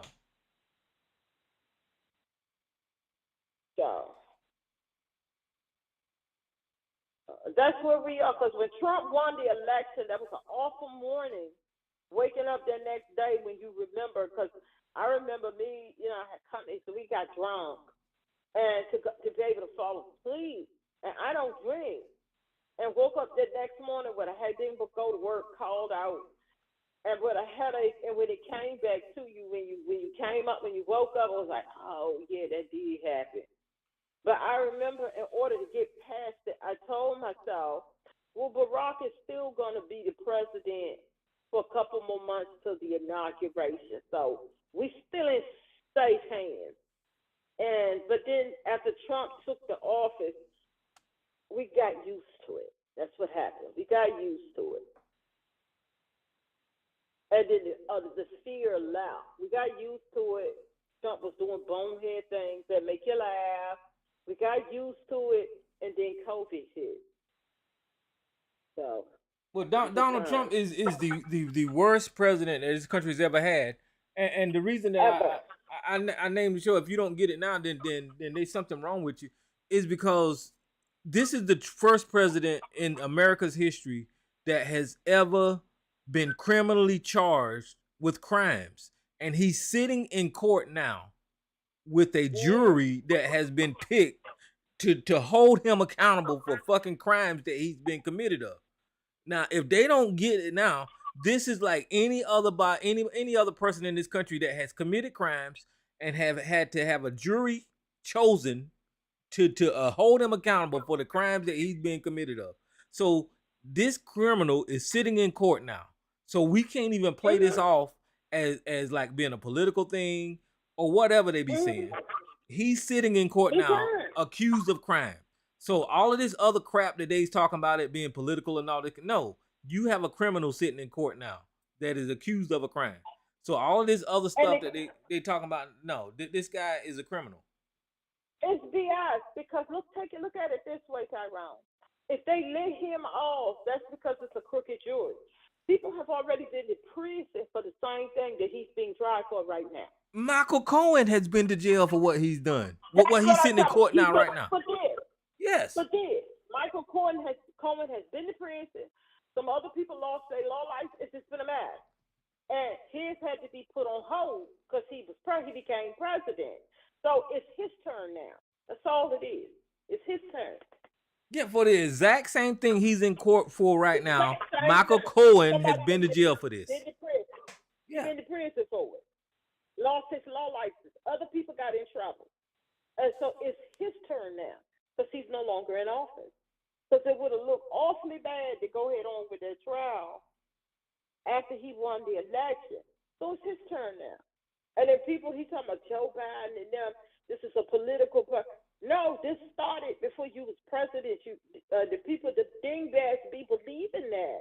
This started before he won the office. It's his turn now. Yeah, so if they don't get it now, I don't know what the fuck to tell him. And the reason that he's sitting in court now is because he's broke the law to become president. He actually tried to hide the fact that he slept with somebody and he used political campaign money to hide the fact that he slept with somebody and manipulate the American people that he was hiding the fact that he did this stuff and that won him the election. You know, he manipulated the American the public. He cheated on the election to win the presidency. And just think that when Bill Clinton, I was in school, Bill Clinton, when he was running for president and they came up with all them, you remember them women that he was having, I don't remember any of those ladies' names, but that he was having affairs with, and that was like really dogging him down, doing his campaign, and he was denying it, and people was like, he probably was messing with them women. And now, Donald Trump is the front runner for the Republican Party, and he was messing with this woman when his wife was pregnant and had the baby. Right. A porn star. And he was trying to bribe her to keep her mouth shut. Look how the country has come so far. Bill Clinton was villainized as he should have been for being nasty out here, and he's a married man with a family. But Donald Trump, they don't even care. And the evangelicals, I thought adultery and that kind of stuff goes against their religion. They don't even care. That just shows you how hypocritical the religious sects are in this country. I mean, I don't care that Trump had an affair with her. Do whatever you want to do. But that just shows you how hypocritical the religious right, how hypocritical they are. Because I thought adultery goes against y'all book. Well, the fact that they let him hide everything, sweep it up under the rug, and allow him to continue without being held accountable is speaking. Yeah, they don't care what this man does. I mean, they don't care. He's allowed to sleep in the courtroom while they're choosing the jury, and it's crazy. And calling Biden Sleepy Joe, and calling Joe Biden Sleepy Joe, and he can't stay awake during the whole thing. It's the hypocrisy over all of this. That's why these church people and their religion, I don't want to hear it. That's why I'm glad I put that stuff down. Because if you really are about your religion, you're not supposed to be supporting this man because he's an adulterer. And it's a porn star. He was paying her money while his wife was pregnant, and they had a newborn baby at home. That's some of the worst adultery, but they don't care. All of that is just so crazy. All of this that's going on now is absolutely insane, and we know everybody knows it is, and they don't care. And how he steals from his supporters, just constantly nitpicking them for $5 and $10. And the people don't care. And the money's supposed to be for campaigning. He's using it to pay his bills. And they don't care. Yeah, last week, I think it was last week, in Georgia, he set up this scam where he went to Chick-fil-A. Did you see that? And he met this girl, Michaela Montgomery, in Chick-fil-A. And it was this black lady, and she ran up to him and hugged him and said, "Oh, I love you, Mr. Trump." And they Fox News, had this whole photo op where this black lady was hugging him in Chick-fil-A, and they were saying he's for the people and black people are loving him, but it was all a scam. They set up that lady. That lady was a Republican operative, and really? Yeah. And it was all. Let me see. I saw the photos, but I saw the pictures of that. Yeah. But I didn't want to read. I didn't bother about reading what it was about. So it was a scam. Yeah. Okay. Michaela Montgomery. That's who her name, and she was a Republican, and she always been a Republican, and she was just there for Trump's photo op, and they was young black Republican, Michaela Montgomery. I saw the photo. But I figured it was some Trump foolishness and black people was involved. I didn't bother to read the headlines. I didn't want to know anything about it. So I just felt it was foolishness. I just, well, in this country, they don't care. They don't care. And like that stock thing, everybody knows that's a rip-off. But he's allowed to do it, and people don't care. They don't care. It's just so crazy to me that this country has really fallen. It really has. They don't care. They don't care anymore. People just don't care. But yeah, I saw that. I just didn't want to. I didn't bother to read the headlines because I figured it was the black people involved. Oh yeah, I saw them pictures. But I figured it was some black people foolishness with Trump. I figured as much. Well, no, all of that was a setup in Atlanta. As a matter of fact, the Chick-fil-A owner is one of Trump golf course members, and the black people that was there were black MAGA. Yep. See this AP headlines. How black conservative activists arranged Donald Trump's stop at the Atlanta Chick-fil-A. The AP has this headline right here. And this lady right here is the one that hugged Donald Trump, and she's a black conservative. So she set it all up. And let me see if I can find her conservative website. She's full of crap. Donald Trump is just full of crap. It was all a setup. So what, she ran and hugged him? Yeah, she ran and hugged him. Let me see if I can find the picture of her doing it. And people should know that that's fake. He has Secret Service. Huh? Nobody can run up and he has Secret Service. Nobody can just run up and hug him. And people didn't even think that was fake from the beginning. His Secret Service can't know. They did it because Donald Trump can get on Fox News, and black people, the white people on Fox News can say, "Oh, look at Donald Trump. He's making inroads with the black people." That's all they worried about. They did it. I know that's why they did it, because a lot of people are stupid. But a random woman can't just run up to the ex-president. Let me see a Barack Obama on the street and try to just run up on him and hug. That's not happening. So people, they need people just went along with the lie. All, it's just sickening. It's sickening. I see it, Tyrone. I see the pictures because I'm looking at the screen on the TV. Okay. It's just sick that black people play into this foolishness with these people. It's sickening. And I figured it was something stupid. That's why I didn't bother to read the headlines. I saw the photos. People were sharing them around. I didn't bother to read it because I just didn't want to know. But I think when we're involved in ignorant stuff, sometimes, you know, you just don't want to know. I don't, anyway. I just didn't want to know. One less thing. But I know about it now. But it's just one less thing. That's how I look at it.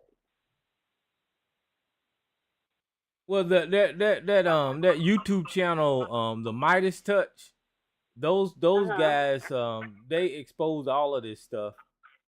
And they did. Oh, okay. yeah, they just had a whole expose on it. I watch them sometimes, the Midas Touch. I watch them from time to time. But I'm not surprised. That sounds about right. That sounds about right. Yeah. This is one last thing. So, but everything that he do is a fraud, and everything he does is fake. Fraud, fake Yeah. and fraud, grifting and stealing and lying 24/7. You know, I just don't understand how people. And this trial he has going to look like they have the jury. The last thing, that's some woman they dropped her, but look like they have their jury. They have their jury now. They pooled and they there are two, I think 2 or 4. How many other people they have that they're elected to set off on the side?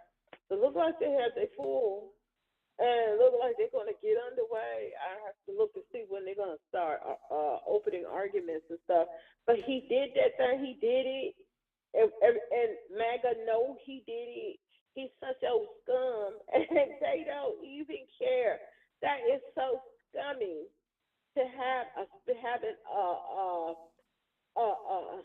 seedy sexual tryst with a porn star, and your wife is pregnant and just giving birth. That is so seedy.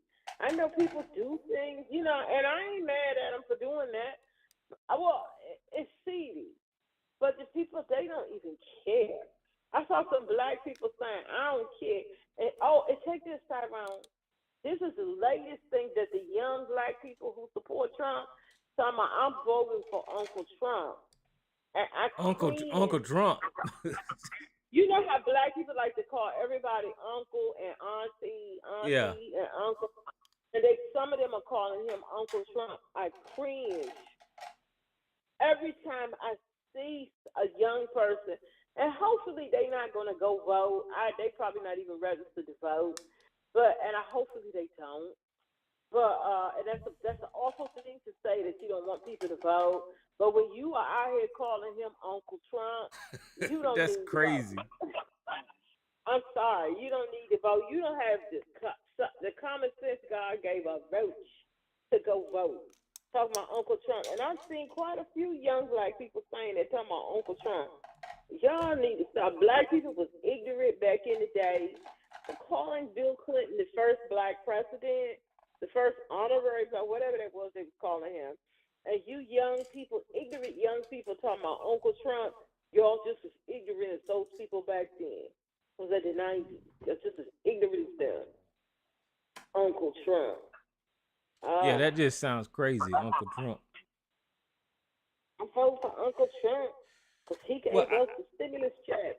And I struggle to see what the attraction is. I really do. I want to know what the attraction is, but I just don't get it. And I try to figure it out because I want to know what it is about him that people find attractive, and I just don't get it. I see it. First of all, they've been bamboozled by the lies. Set that aside. Put a pin in it, set it aside. They have been bamboozled by the lies. Okay, you easily fooled, and you easily lied to, and you believe it. Put the lies aside. Trump is charismatic. I've always said that. He is charismatic, and he's funny. He is. I'm being honest about it. Okay, you put the lie. He's charismatic, and he is funny. Because he said some things when I've seen him doing speeches and talking that made me laugh out loud. He is funny and he's charismatic. He is. And he knows how to, he's a great BSer. He's a great communicator to people. And he's not as good as he used to be now because a lot of the stuff he does now is rambling. He rambles a lot. I think that's his age. Age got to him. He rambles a lot. But he is, and he was, charismatic and funny. And he was he's the type of person, I don't know about now, but back in the day while a lot of black people liked him and they liked to have him come to their things, they went to his parties, everybody wanted to have a picture taken with him. That is why. I get it. I get why Joe Biden is dried up. Barack was charismatic, that's why people loved him. But see, I don't see none of that with Trump. I just don't see none of that. The only thing I know is that he's wealthy, and the wealth don't get me. You know, I don't. You know, the wealth don't attract me, but I don't see none of that stuff with Trump. You know. He is charismatic, and he knows how to talk to the people. He knows how to communicate. He's a BS. I agree, Elisa. I agree with you. I saw him. I actually saw him at a one of those big conventions. He was the big speaker, and it was a lot of people there. This was like about 20 years ago. It was a whole bunch of primarily men. They had different speakers like that, Rich Dad, Poor Dad, and people, shilling gold, and just all kinds of stuff. It was like a money type convention, and I just wanted to go. I'd never been, so I went. And I'm sitting at a table because they have these different sessions with these different speakers, and they had Trump is coming out, and I looked, the energy in the room just went, wow! These dudes jumped up. It was mainly white guys, Asian guys, Indian. It was, and they jumped up and they ran toward the podium when he was gonna be. I'm like, my God, they got Trump. And then he was funny as hell. He was. He did have charisma.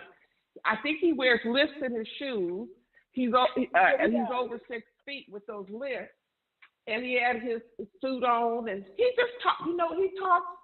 He talks in just a relaxed way, like you're just talking to your friend, like there's no, and it's like, it gets people relaxed, and he'll tell some jokes, and then he'll be serious about things, and, he's kind of like, he knows how to communicate with folks, average folks, and it's just no kind of, he can work a crowd. Trump can work a crowd. He can work a crowd, and he can work a crowd. So that's what it is, Tyrone. I remember he was doing one of his press briefings during his COVID, and they had told him to stop saying the China virus because the leader of China, everybody was pissed, and they had been on him. And when he came out to do the press briefing, he looked dead in the camera, said the China virus. I screamed. Well, I get the funny moments sometimes, but I don't know. I see a leader as a certain type of person and a comedian as another type of person. I agree with you. That should not be the leader. I agree with you. But you said why do people like him? I'm just telling you why. Yeah. That don't make him leader. That don't make him leader material. No. But that is why people. Because I have laughed at some of the stuff he said, and I despise him. Yeah. But I will laugh sometimes. He'll do something, and you find yourself laughing.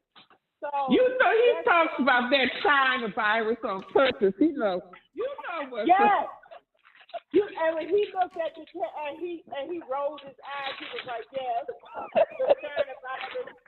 I screamed, and the only thing you could do is stop because they told him to stop that. And then stuff like that I feel was he will make you laugh. He will he gets your attention. He can work an audience. He can work a room. It's Donald Trump. But we got to be honest about that. But that does not make him leader material. Right. But was he lying? Didn't it originate out of China? Yeah, but it's just that they told him because that's making bad relations. Don't say that. They tore him up in the press, but he came out there. He did it anyway, and he didn't care. And it was funny. And when that hurricane was hitting someplace, and when he took that Sharpie and changed the map, and when they asked him, well, what's that? You remember that, Tyrone? He was like, I don't know. And so one of the reporters said, but you like to use a Sharpie. And something other he was saying, how he was talking back to him. It was funny. I'm sorry. It was funny. That is not leader material, but it will get your attention and you will laugh because he's stupid. He is stupid. Yeah, I mean, yeah, he is funny, but yeah, as far as being the president and the leader of the world, no, I mean, you can miss me with that, you know. Yeah, you miss me with that, and he's stupid. But that's what you said. Why do people like him? That's why. And did you look at Biden? Biden looked like he got the headache. He's squinching when he talked. Young Biden's eyes was barely open. And he looked like he got the headache. My mother don't like me to talk about his age. Like when I'm around her. You said he looked like he got a headache. Joe Biden, because you look at his face, he's squinting. He really squints. The older he getting, he squints. So it looks like he got a bad headache. and when he walks, he's stomping. You know that old man stomp, stomp, stomp, stomp when he's walking. I mean, you look at that, and Trump over here with the food. You're going to gravitate to the orange spray tan food. That's what it is. That's what it is. You got to be honest about that. And a lot of people fell for the okie doke, and they gravitate towards the orange fool over there cutting jokes. And Biden over there looking like he got the headache, can barely move.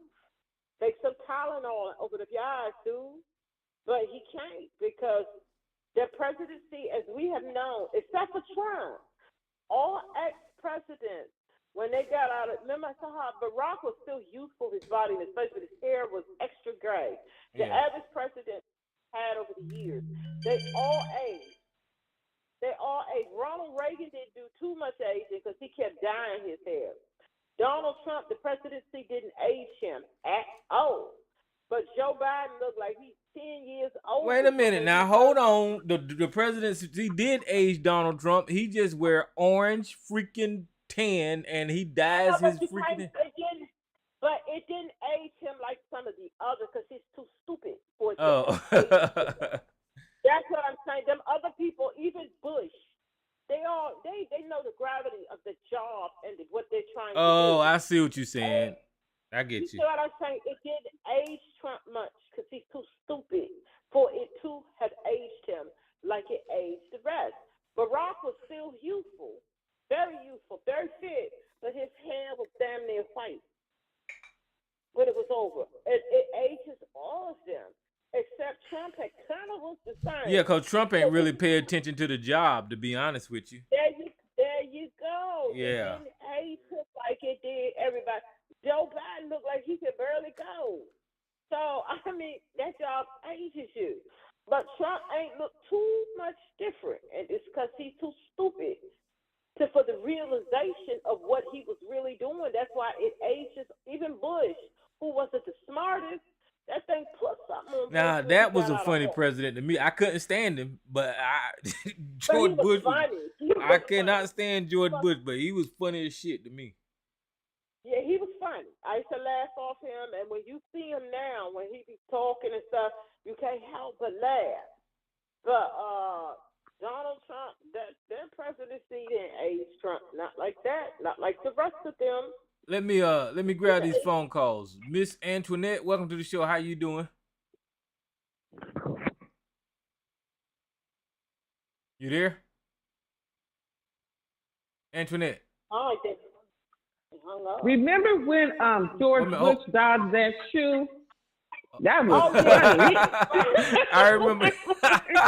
I remember that. He had some quick reflexes, reflexes on that. Now I swear he did. All right, Antoinette, you there? Yes, I'm sorry, I had myself on mute. Okay, hold on for 1 second, Antoinette. I got one more call to Okay. open. Okay, whose number is this open? Unknown caller, who's here? Hello. I just opened your line. Whose line is this here? You probably took too long, Tyrone. All right, well, go ahead, Antoinette. I'll leave your line open, whoever this is. Go ahead, Antoinette. How you doing? Miss Lisa, please forgive me if I'm saying your name wrong. But you know, you had said that Biden would look like he has a headache.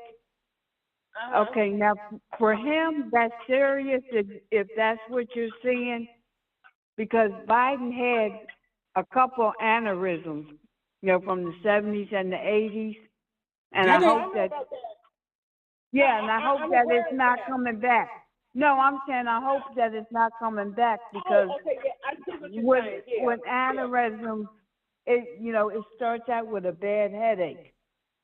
Yeah, but I think the headache is because he has his eyes squinted, so he's really squint really bad, and he probably should have on glasses. He probably doesn't want to wear glasses and has on contacts.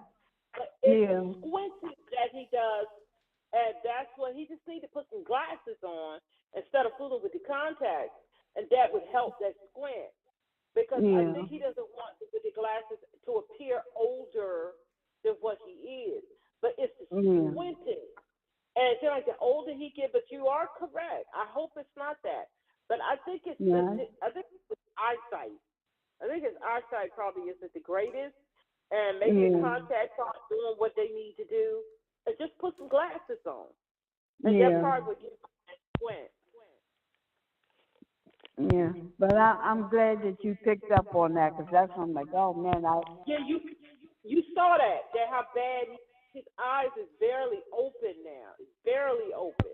And that's why I said that's a concern to me, because I suffer from having brain aneurysms, and and I knew that he had them because I remember when he had it in the 70s. I believe it was right after his wife died. His wife and his daughter got killed in that accident. You're absolutely right. I suffer from sinus headaches all the time. And I suffer from that too. Yeah. And when it's because I have a headache and I just don't want to take anything for it. But Biden, he squints something awful now, and it wasn't that bad when he first took office. It wasn't. Yeah, that's what I said. I mean, I know that he shouldn't have, all that pressure on him is not good. Not good. You're right. It's not good. And that's what I'm talking about. That job ages you, and you have a lot on you. And you can see it on Biden. You can see it on his face with that squinting and this and that. That's a heavy job. And Trump came out with his sign and just spray on some tan. That's all. It didn't really change Trump because he's too stupid for it to have changed him. But Biden got a lot of weight on him. Hello? I think Maze is trying to say something. Hey, what's up, Maze? Oh, when I was talking and you didn't hear me. No, I didn't hear you. When I heard that Trump can wreck a room. You know why he can wreck a room? It's because he did Miss America, he did WrestleMania, and he working those people very well. Yep, and he used to do the boxing. He used to be doing announcing and all. And that's why he knows how to work a room, and that's what he's doing. He's working a room and working a whole lot of sick people. Yep, exactly.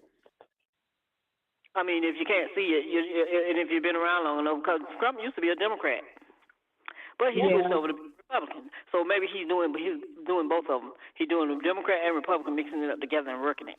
That's what maybe some people are seeing. Yeah, maybe. Do you remember when Trump said that if he ran for president, he would run as a Republican because Republicans were stupid? Yep. and that's why he's working them very well. Yeah. But people forget the things he say. I say you have to watch what he has to say. And if you've seen him working Miss America and all the different things he's working, and you watch what he's doing, he's still doing the same thing. And it's just like people getting upset because he's going to trial for something that he's been fighting to go to for as long as I don't know how long. Even before he ran for president, he was fighting it and still fighting it. And I don't understand why people don't understand that. But it's not upset. And nobody mistreating him. It's just like I say, nobody is moving back for him like he's used to having. Like Omarosa said. She know him better than anybody. He's destroying the Republican Party. I mean, look at it. They don't even call it. They call it Trump. They call it Trump's Republican now. Yes, but he's not only destroying the Republican Party, he's destroying America. Because yes, if they did what he needed to do, he'll be treated like every citizen in this country. But he's not. Yes. The liberal ones are giving slack, and all the Republicans also too. Yep. He's not destroying. Most people are not noticing that. He destroyed the Republican Party. Yes, you're right. He's trying to destroy America now. Yes, yes, he is. Yes, he like is. I said, he likes to spend other people's money. The great businessman. And he couldn't do no business for me? In no way. Because everything he has touched turned into be nothing. He destroyed. Do you really think he intentionally wants to destroy America, or he doesn't care if it's destroyed as long as he gets his? Like the more that they come after him for the laws and everything that he broke, the more he goes and tries to destroy America. If he's going down, I think he feels so that Americans should go down with him, and he wants to make sure that his name is in the history books for being the first of everything. So he's going to be the first president that is going to be, for everything that he's done, that's going to be held accountable for it. Because I don't think he's trying to destroy America. I'm not gonna put that on him. I don't think what is he trying to do then? To destroy America, but everything he touches, all of his businesses, all of his everything, he destroys everything that he touches. So America will hopefully not, but could become a casualty of that. But if America is destroyed, I don't think he would care. Long as he gets what he wants out of it. I don't think he would care. All the distractions that they're putting out, it's like, I don't let no other people use my brain. I don't use other people's brain. I think and I look and I watch and I listen to him. And I hadn't heard anything that he had to say about doing for this country. All of his partners are outside of the country. Putin is one of his partners. I mean, the people that he did things with. It's about him and what he wants. No, it's not only about him. It's like he say, they're after me, but they're after you, but they're after me. They act after. How do you say it? They act like they're after me, but they're after you. What he's meaning, he's in code wording. But people are not getting it. That's why you should have them liberals and those conservatives not doing anything about it, because something is getting short, and they think that he can be the Messiah to keep it and make it back the way it used to be. There you go. When nobody had nothing to say and couldn't do nothing, break laws and everything, and it didn't matter. He's a true grifter. But he's there not.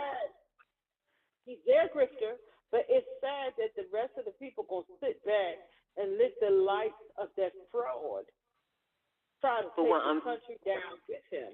That's the sad part. The lights of that fraud. Well, I heard Stephen A. speaking talking to Sean Hannity. He said that Trump is nothing gonna happen to him, because why they gotta fight him this way? Why can't they just fight him through the ballot box? He's ahead. I'm like, do he really know sports? You can be playing football, basketball, baseball, or whatever. Somebody to be in the league, but they can still lose the game. Can't they? So I'm sitting here listening to him with all this rhetoric over there on Fox, saying his liberal friends. I'm like, what money is he trying to get now? Or is he in trouble for something he's trying to run over there to try to save himself? I don't know. And then when it comes to OJ, I don't think OJ killed them people. But that's everybody else's thought. That's theirs too. Wait a minute now. What you mean you don't think OJ killed them people? No, I never thought. I could never stand OJ. My sister loved him, but I couldn't when he was playing football. And he didn't go to jail for killing anybody. He went to jail for stealing his own property. His own stuff back. Yeah, his own memorabilia. Okay, so how did those people die then, Mace? How did they die? Yeah. That was supposed to be a drug deal. You have to ask some of the people that were there. That they did. Okay, I'm saying Nicole and Ron Goldman, how did they get murdered? I have a slight idea. But I didn't say they did it. Go ahead. Tyrone, the man that played OJ, Raymond Fortune, he had told me that, no, he didn't tell me, somebody else told me a couple of years ago, that at that time, Judge Joe Brown, at that time when OJ, when that was supposed to have happened, there was something else that was going on in that area where there was a white, this white group where they were going after white women that were with black men, and they were killing them. And Judge Joe Brown has said how that didn't make the news, but that's what had happened. Well, that's new to me. I believe OJ's. Go ahead. Well, because you know that the restaurant that the young guy, I can think of his name, that got killed with her friend, they got killed and she was hanging out. There was a lot of not underhanded, but a lot of underworld stuff was going on at that restaurant. Some other people. Now, if OJ didn't do it, I go with this theory. Because there was a lot going on at that restaurant where Ron Goldman worked, and she was hanging out there, and a lot to do with cocaine, and some other people got killed, kind of, sort of the same way that those two got killed. So if OJ didn't do it, I would put on, they got caught up in some mess with that restaurant, the underworld, they had underworld mafia people, all kind of stuff was going on at that restaurant. Okay, but if OJ didn't do it, that is what got them killed. But the reason why I think that OJ did it, because they did find a lot of that people ignore, a lot of it after the Mark Furman screwed everything up. They found enough blood evidence in OJ's truck. They found OJ's blood mixed in with the Nicole and Ron's blood. He had cuts on his fingers and things like that. OJ did that. Did he do it alone? No. But he did that. I said those that think he did it, they can think that, and those that don't think he did it, they can think it. Because I don't think OJ would have killed his kids, killed his wife and his children in the house. I don't really think so. Because they could have killed him downstairs, and because that's strange to me. I do. I think he did that. I think he did it. But I don't think he did it alone. I don't think so, so that's your thought on this man. But yeah, I mean, people got different opinions, and it's always been a divisive issue. So this is the first time I heard somebody say that OJ didn't do it. No, that's not my first. I always say that. But when why did they have to do signing statements before he died? Why did they have to do what? They had to do. They all had to do signing statements. His kids and everybody that was in that room when OJ died, they had to do a signing statement. Something strange about that. On his dying bed, I wonder what he had. We'll never know. But Tyrone, let me say this. I think he did it. I do. But would I say 100% that I think OJ did that? Of course not. I was not there. There's always a chance that Ron and whatever his wife's name is, they got caught up in some underworld mess at that restaurant. And a lot of the stuff that went on at that restaurant was well documented. And so people was killed during that time, damn near beheaded like those two were.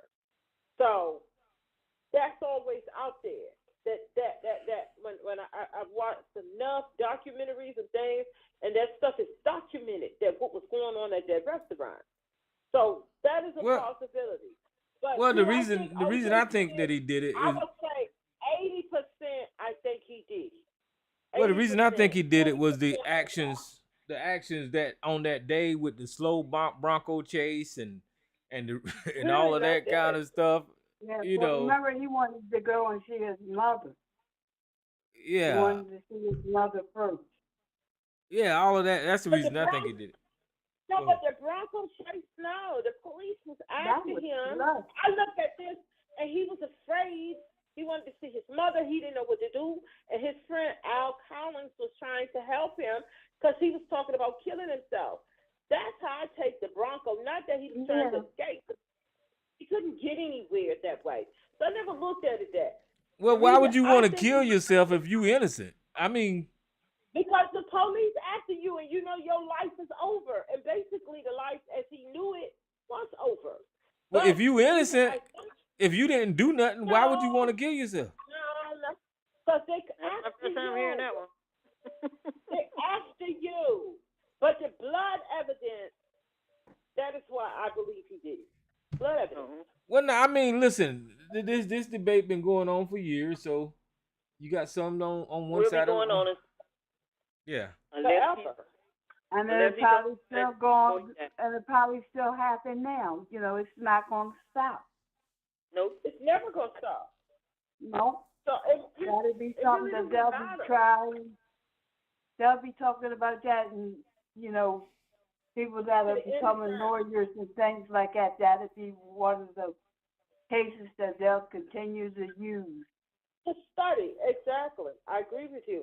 But you know what? I saw yes a couple of days ago. Somebody said, okay, this is how they said it. The white man's court said he was innocent, so he's innocent. I go with that. Yeah, and that may have been what he was really afraid of, is that he was a black man accused of killing a white woman and a blonde-haired, blue-eyed woman, America's favorite. And a white man. Yeah. A Jewish man. And he's a Jewish man. Yeah. Well, you can attribute that to Johnny Cochran and not due to OJ's innocent. That's the way I always looked at that. Me too, Tyrone. Me too. That's Yeah. how I look at it. Johnny Cochran and the rest of those lawyers. You had Ashley Bailey. You had some of the greatest lawyers ever. Yeah, the dream team. Saying it's strange to me that the lawyers that proved him innocent are dead too. So I guess it was strange how Johnny Cochran died. I know that was weird. Yeah. Right Then after the trial, then he was diagnosed with brain cancer. And then you got this group that was surrounding, was friends with him. They still out doing things too. Because I think Steve, what's his name, the one to do TMZ? Yeah, Kim Kardashian daddy, he died too, didn't he? Yes, that's what I'm saying. But he wasn't one of them. He was just his personal lawyer. People try to give Kardashian all this credit. He was O.J. Simpson's friend and personal lawyer. When it came to that trial, it was Kardashian did nothing. Yeah, Kardashian was on OJ's side, and when OJ got found innocent, the look on his face was like he couldn't believe OJ got found innocent. That was funny. But he didn't do anything brilliant with that trial. Kardashian, he was just there. You put all the brilliance on Johnny Cochran, Shapiro, Ashley Bailey, and two of those other ones. They did the work. Kardashian was just his personal lawyer. That's all. He did nothing brilliant in that case. He was a part of the team because that was OJ's friend and personal lawyer. He did nothing. And that's why I don't know why people give Kardashian credit. He did nothing. When you look back over it, he did nothing. Did nothing. He was just his friend sitting up at the table. That's all. Yeah, and then remember that the Kardashian daughter, the youngest one, they say that she's OJ's daughter. His daughter, yes, Chloe. And it hasn't been denied. No, I don't think she's OJ's daughter. She don't look nothing like OJ. Well, we don't know what surgery. So no, she looks nothing like OJ from the childhood pictures on. That is not OJ's daughter. I agree with you, Miss Lady, because there was a hairdresser that her mother was having an affair with, and Chloe looked just like him. That's her father. What I heard, All you got to do is type in Khloe Kardashian's real father. You see pictures of OJ, but there's a white dude that her mother was close to that was her personal assistant hairdresser. That's Chloe's father. He looks just like that man. Well, she wouldn't take the test. We don't know who the father was. If she would have did the DNA, we probably would have known who her father was. That So it didn't white matter. daughter. That white, You know, and that it white was. hairdresser, that's her father. Tyrone, Yeah. Tyrone, type in on the thing Khloe Kardashian's real father. Type it in so the people on YouTube can see. They'll see No. what I'm talking. No. That's not what we're saying. When they were saying she was the father, it was asked for her to do a blood test, and she didn't do it. She wouldn't do the blood test. Well, and when they caught that with Kim and that other sister, when they went on the show and did the what do you call it? You know when you do your DNA to find out your history and your this and that. It was just Kim and their younger girl. Chloe didn't do the show with them because they know she's not their full sister. They know that. That's But right. he They told- don't. Yeah, they didn't want that to come out that we have different DNA from her. You see what I'm saying? So She didn't do the show with them. She didn't do the show. It was Kim and that Courtney. It was Kim and Courtney. Chloe didn't do the show when they did the DNA testing, and they were saying, they tell you where you're bowed, and from they was talking about that Armenian this and that. Chloe didn't do the show. Is that the lady? Is that the guy, Elisa? No, just type in Khloe Kardashian's real father. Just not Khloe Kardashian. Robert Kardashian is down there as her real father. I say just type in Google Khloe Kardashian's real father. Robert Kardashian is going to come up. But if you type in Khloe Kardashian's real father, let me get the guy's name and you know what I'm talking about. Is that him? I just Googled it again. That's Robert Kardashian that's coming up. He's on record. I'll get the guy's name. Hold on for a minute. I'll get his name. Real. Right there. That picture right there. That dude right there. Well, yeah, they look alike. The noses. That's probably her father. It says Alex Roldan. That's it. That's it. Click that picture right there, Tyrone. That one right there. You got the mouse on. Yup. See. She looks more like that dude does OJ, don't she? She don't look like nobody with Kim now since she got surgery. So. Since she has surgery, but if you look at her older pictures. Yeah, look, they younger pictures look alike right there. Yep, that's probably her father, not OJ. She don't look like no OJ. She look like that. No, I'm just saying that's what they say, and I don't know. I wasn't there. I got a caller. Who's this unknown caller here? Tyrone, that picture you got right there, she looks just like that man.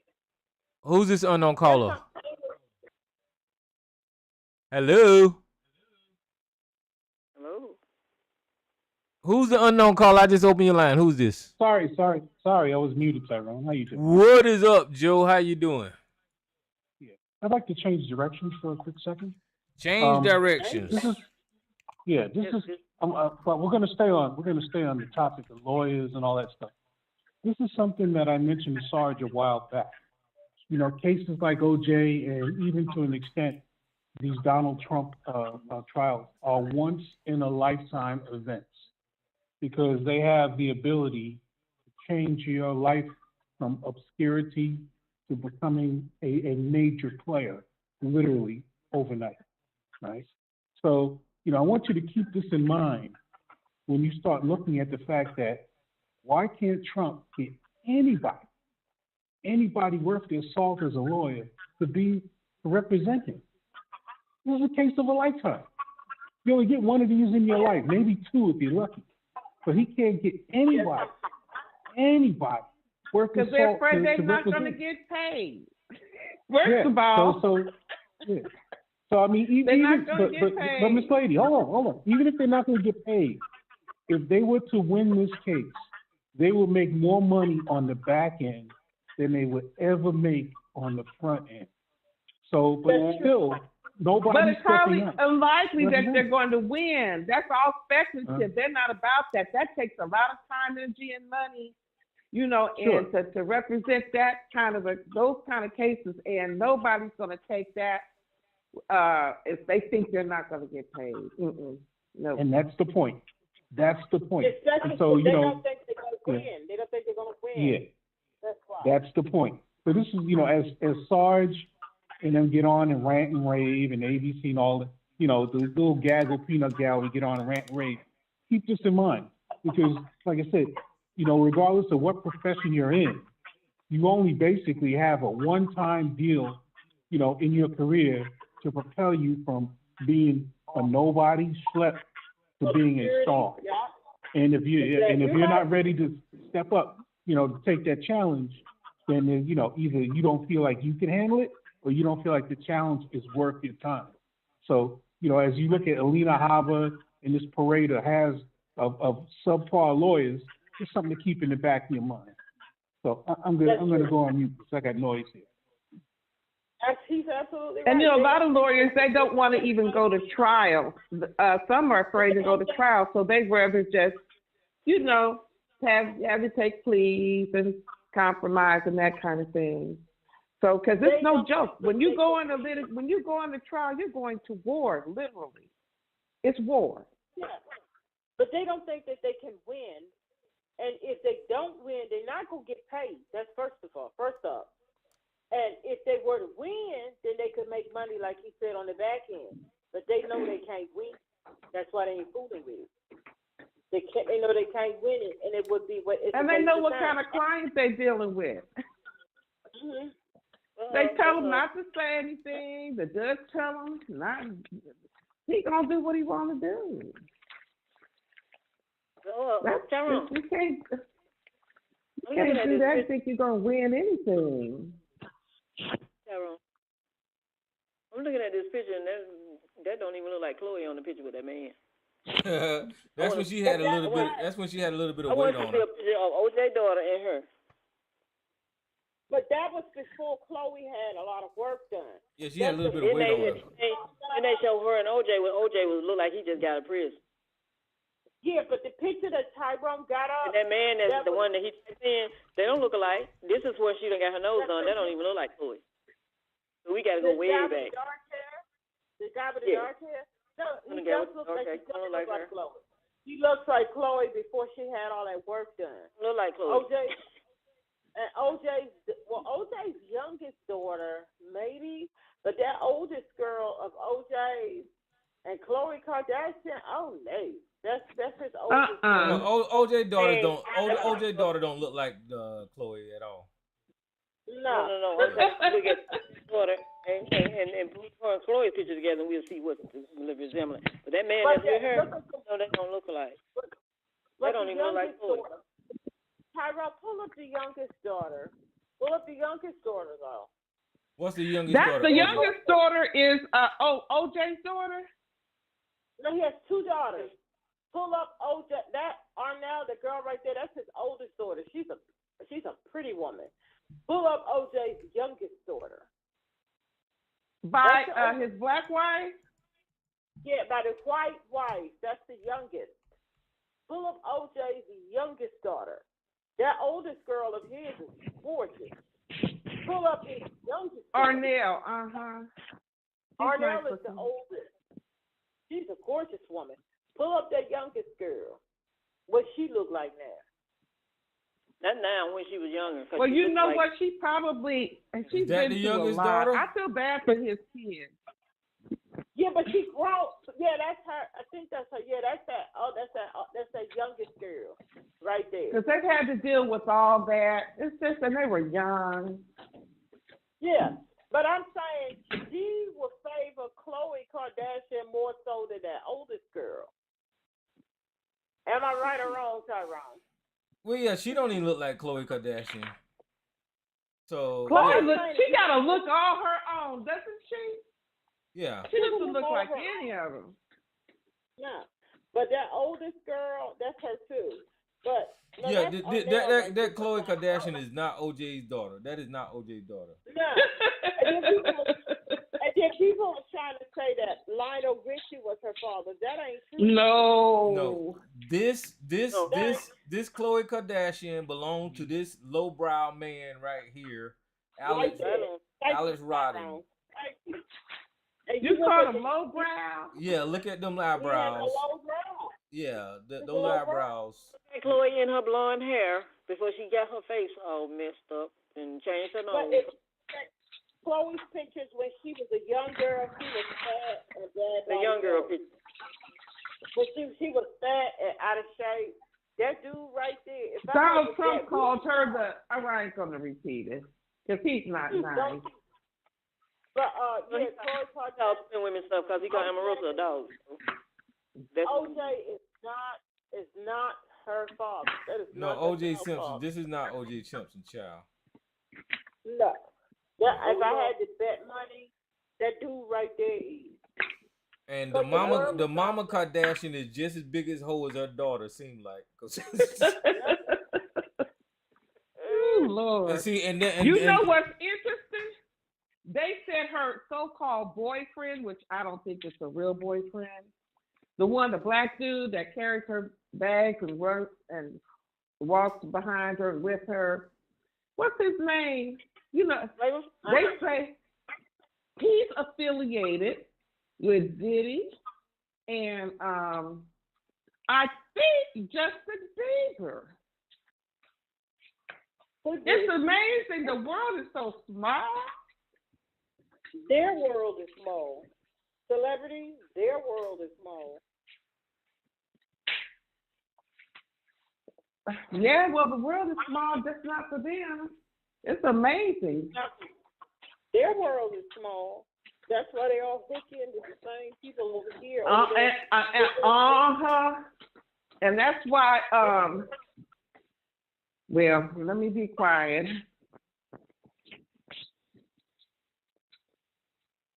But you know what? We were just talking about OJ's guilt.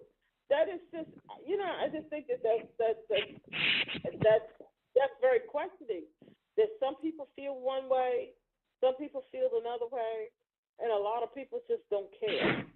I don't care. I don't care either.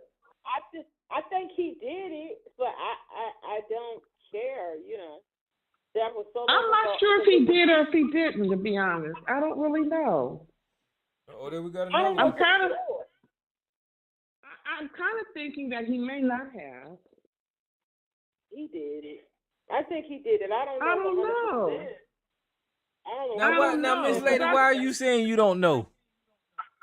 Because that seemed like that was a professional hit. Yep. The way they were sliced up and all that stuff. So you don't think it was a crime of passion? You don't think it was a crime of passion? No, not the way. No. And then I met an attorney who was actually very involved with the case. I'm not going to say who. And he told me at first he thought he had done it, but he didn't think he had done it. And then we had a detective, a white detective, had been a detective for years and investigated a lot of cases. And he came out with a book. He was on a talk show saying he didn't think he did it either. Yep. So then you hear rumors that. But y'all surprised me tonight. I thought it was a foregone conclusion that people thought OJ did it. Well, not everybody does. Think that he did it. A lot of people don't. I think he did because of the blood evidence. When you read up on the blood evidence, I think he did it because why is his blood mixed in with theirs? So I think he did it, but I don't think he always felt that he didn't do it alone. Well, what about that police officer that was planting? Didn't he plant the gloves? And, no. What did he do? It was something he did. He did something with the evidence. He got caught lying about other things, and when they asked him, "Did you plant evidence?" he took the fifth. So that's what I'm saying. You don't know what he did at that scene. That's what jacked everything up when he got caught lying. That's why the verdict of not guilty was correct, regardless of what you thought. That's why. Did he go to prison for that? He got fired and everything, but he didn't go to prison. Yeah, that just messed up. He's living like in Montana somewhere, probably being celebrated. Well, he was on Fox News after that. Oh, was he? Yeah. Yeah, but he's not on there now. So what was his name? Mark Furman. Mark Furman. Yeah, it'd be interesting to know where he's living. Probably Idaho, Montana, somewhere like that. He blew the case. He helped to blow the case by lying. When they were asking him questions, have you ever used derogatory names? Have you ever did this? And he's like, no. Have you ever did this? No. They're asking you because they already know the answer. And they already got the deceit. So he blew it. He blew that case.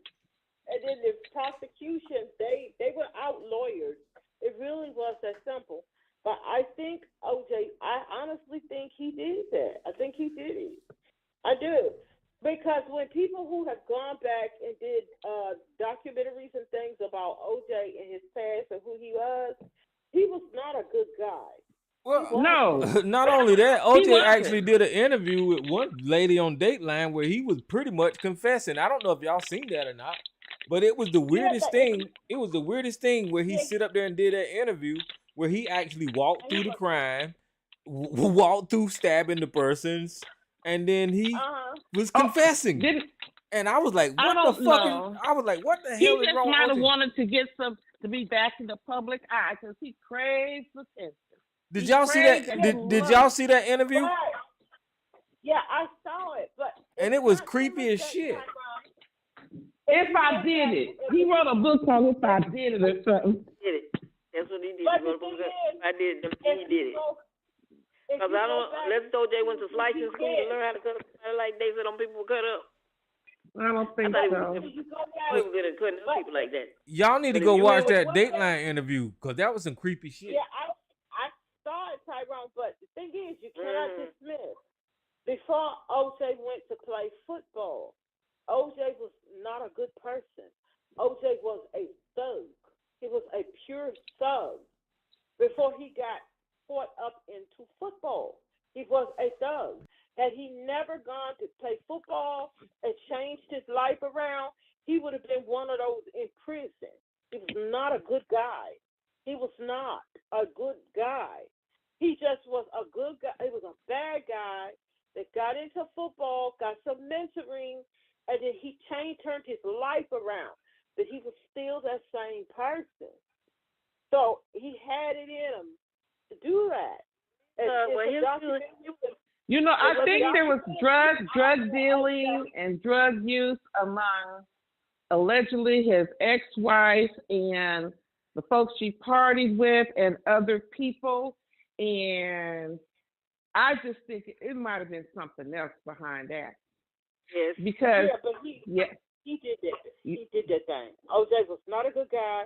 He used to beat up people. But that doesn't mean that he committed that crime in that manner just because he was not a good guy. But the fact that his blood was mixed in with theirs. Do you think Mark Furman might have had something to do with that? No. See, I don't trust him. No. I don't trust him at all. No. I don't either. He was a bad cop. He needed to go. But OJ's blood was mixed in with him. They found their blood in his bedroom. They found his blood in his car. They found his blood. OJ did that. How did they find OJ's blood? Did he cut himself cutting them up? How did they find his blood? Yeah. They found because some of his fingers had cut. He did that. He did that. Okay, you're in your man. If you go through the case, because I was just if you read, about it. Do you know how the mafia do stuff? No, he did that. If you involved with drugs and all that kind of stuff, a whole lot of stuff happened. He had help. You probably wouldn't even believe. I think he did it. He had help. Okay. OJ did that. Okay. And his alibi was crap. He did that. Mm-hmm. He did. I honestly think he did that.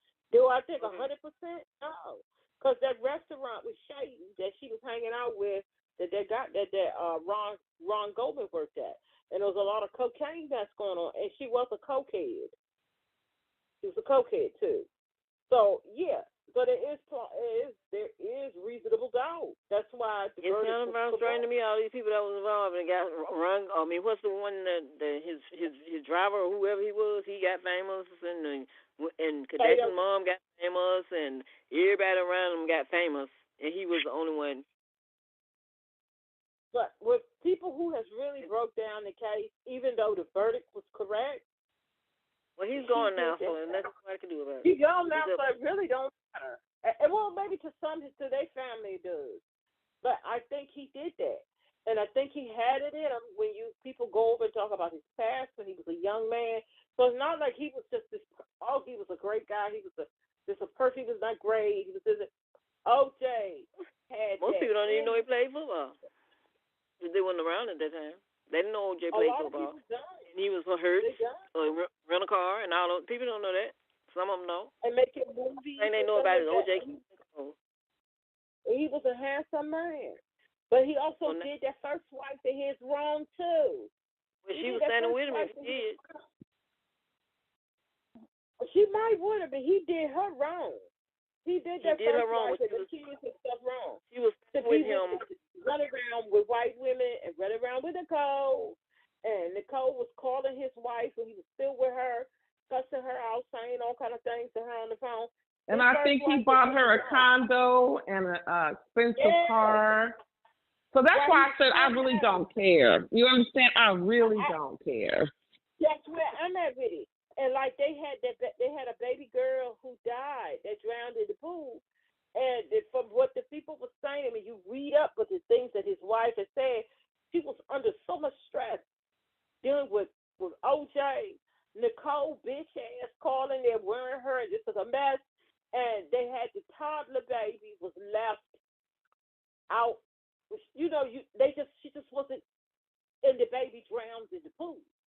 So OJ is an awful dude. He's an awful dude. The way he treated his first wife, his family. He's an awful dude. And I remember on a talk show they had some of his like niece and nephew or something on a talk show, and she had written a book. It was like a small little paperback book, and she said the reason she did it was because she had spent all their money. They were going supporting him, flying from San Francisco, wherever they lived, down to LA, and he was not paying for any of that. So they were staying in hotels and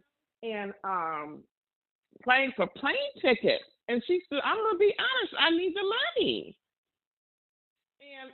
And they asked, "Well, did OJ spend time with your family?" And she goes, "Oh, you mean like, no, he never took us on vacations, and we never, but like I couldn't believe it, but for like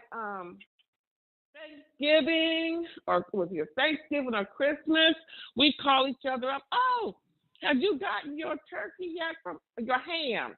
I guess he was sending them honey baked ham through the mail. Stuff like that. And then he's buying like that woman's family car dealerships and putting them through university and all that stuff. Yes. And he's sending his own people hams to drive up their blood pressure. Okay. And his mother, she wasn't living her own, but he made sure that Nicole's family, he was doing the most for all them white people and white girlfriends and stuff, and how he did his own black. OJ was not no good dude. He just wasn't. Nobody said he was. Yeah. No, I know nobody's saying he was. I'm just saying for people, he was not a good dude. That's why I think most people really just didn't care one way or the other. So you give your niece and nephews hams for Christmas. And you give the other folks car dealerships and stuff, okay? And doing the most for all of them. So he didn't do that for his black family. He did it. That's why I really didn't watch that trial very much. I caught bits and pieces, and because I really didn't care. I just wanted to see really Johnny Cochran in action, but that's about And I was supporting Johnny Cochran. You know, I didn't know much about OJ because when he was playing football, that was before my time. So I didn't know anything about that. I seen his Naked Gun movies and stuff like that. But the trial, it was about Johnny Cochran up there doing his thing. That's what it was about for me. Do it make any sense for them arguing over his money now that he's gone? The Goldmans. I heard something about that, but they just need to just let his children, whatever there was, just let them just have that. because their son wasn't no angel either. So the whole thing, I know this is my mom has said. Nobody was good characters in that. And all four of them got brought together. This awful thing happened. And it's just what it was. Wasn't nobody no innocence. And, well, if he killed them, that was awful to do that. That was awful to do that. But it wasn't like they was no pinking because she was no quite, contrary and just little housewife who was just, them people, her and that guy was cokeheads and was hanging out at that awful, up into all kind of stuff. It was awful that he killed that woman. They was partying. They was partying like Diddy, huh? Yes, they were. They was doing some Diddy doo-wop partying, okay? Yes. So it was just a lot. It's just a lot. It's the whole thing was just unfortunate. I don't want to get the channel cut down, but it was just all of it was just unfortunate. What went on, and they had the little children, and then OJ's two kids with his first wife. That was unfortunate for them. They had to watch their father go from a hero to that. It was just unfortunate for the family and for the kids, for his kids. That's who I feel. And the condolences when people was paying him up online that he passed. I was like, condolences to the kids because that was still their father, still their dad. So condolences to the kids. That was still their dad. And OJ continued to troll them people, even whether he killed them or not. He trolled them. He used to say all kind of things, do all kind of things. It's like if I did it. Yeah, all kind of stuff. He was trolling them, and they did get some money, but OJ ain't never paid them really no money, and he knew he didn't have to because they couldn't touch his pension. So he didn't try to do anything else. That book, they got that. The thing, he tried to do that. But all that millions that they got in the civil suit, OJ played a small fraction went to pay that. He didn't pay them people really nothing. And he continued to troll them. So, the whole thing was just an unfortunate situation. And his life went on the golf courses and in the bars and the pubs and the restaurants where you would see men like him. And on Twitter, he didn't get off Twitter. Now, did y'all know that, and I didn't know this, so after he passed, that some rappers and stuff and different black men who had podcasts, he used to sit up and shoot the fat with the podcasters, talking about foolishness, hollering and laughing. OJ didn't care. He didn't seem to have a care in the world. He just didn't care. I'm glad he left all of his children a trust, and they can't get to their money. Because everything he had, and such a bad man. I'm glad he left as a good father for his children. I agree with that. They had a trust. I never liked OJ. Sister did, but I don't hate him because of what happened. No, I don't hate him. I mean, it was unfortunate. I don't have no nothing against him because I didn't know him. So people that knew him probably feel that way. But if how do I put this? It's like people fall in love with famous people, and then they act like they're part of their family, and don't know nothing about them. Never seen them, never touched them, have conversation with them or not. I mean, they just be all into it. I agree with you. 100%. I can't do that. And I think he really had a visceral hatred toward black women. I think so. Except for his daughter. Yeah, except for his daughter. Well, OJ said that he wasn't black. He was OJ. That's what his thing was. Yeah, so, I mean, yeah. So, well, that don't sound wrong. So, it was what it was. Black people ain't got no love lost for OJ. It was an unfortunate situation, and I had condolences to his children. The whole thing was unfortunate. It was very unfortunate. Because I remember the night of the Bronco chase. I think I was like in 8th grade. What, I was in middle school, high school, whatever. And what's his name? The head of the black Muslims. What's his name? Farrakhan. He was supposed to be. I'll never forget that. That's why I remember that so well. Barbara Walters was supposed to be interviewing Farrakhan that night, And I had just became familiar with who Farrakhan was in school, and I wanted to see the interview. And as soon as the interview got started, they broke into the TV with the Bronco case. The Bronco chase. That's why I'll never forget that. Because we was like, damn, I want to see Farrakhan. And they broke into the TV. OJ out here in the street acting crazy. And I didn't care nothing about that. I wanted to see Farrakhan. That's why I remember that Bronco chase. Because I was young and I wanted to hear what Farrakhan had to say. And they broke in with that. And he's driving up the street like, well, y'all just pull him over so y'all can bring 2020 or whatever it was back on. So, but that's a young person's mind. We didn't know that history was happening on the television. But I wanted them to go back to 2020. But it was what it was, you know. Black folks don't have no love laws for OJ. I don't. I felt bad for his children, though, especially his daughter, Arnell, because she was a little young black socialite at the time. She dated Tupac Shakur. I think she might have dated Will Smith or LL Cool J, somebody like that. So she was a pretty girl doing her socialite, and then her dad calls on this, and that just really took the hot air out of what she had going on. You see what I'm saying? And I hate that for her. Hated that. Well, how long did OJ stay in jail? OJ stayed in jail for that. You know, they set him up on that. You know, those charges where he was trying to get back his Heisman and stuff, right? I don't know. Some years. He was in there for some years.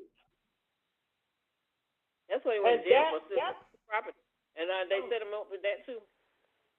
Well, yeah, well, that was a blatant setup. They set him up with that. Yeah. That's the trial that we should be upset with. How that went down, because they completely, and every time he came up, I was watching someone did a video about this a couple of days ago, that when he would come up for parole, they would start talking about Ron Goldman and Nicole. That had something to do with this. You see what I'm saying? Because you killed them. That was just blatant. How the criminal justice system railroaded. Why are you bringing up Ron Goldman and Nicole at his parole hearing? I mean, so they like, we couldn't get you on that, but we're going to get you on this. Now, that's the trial that everybody should be incensed about.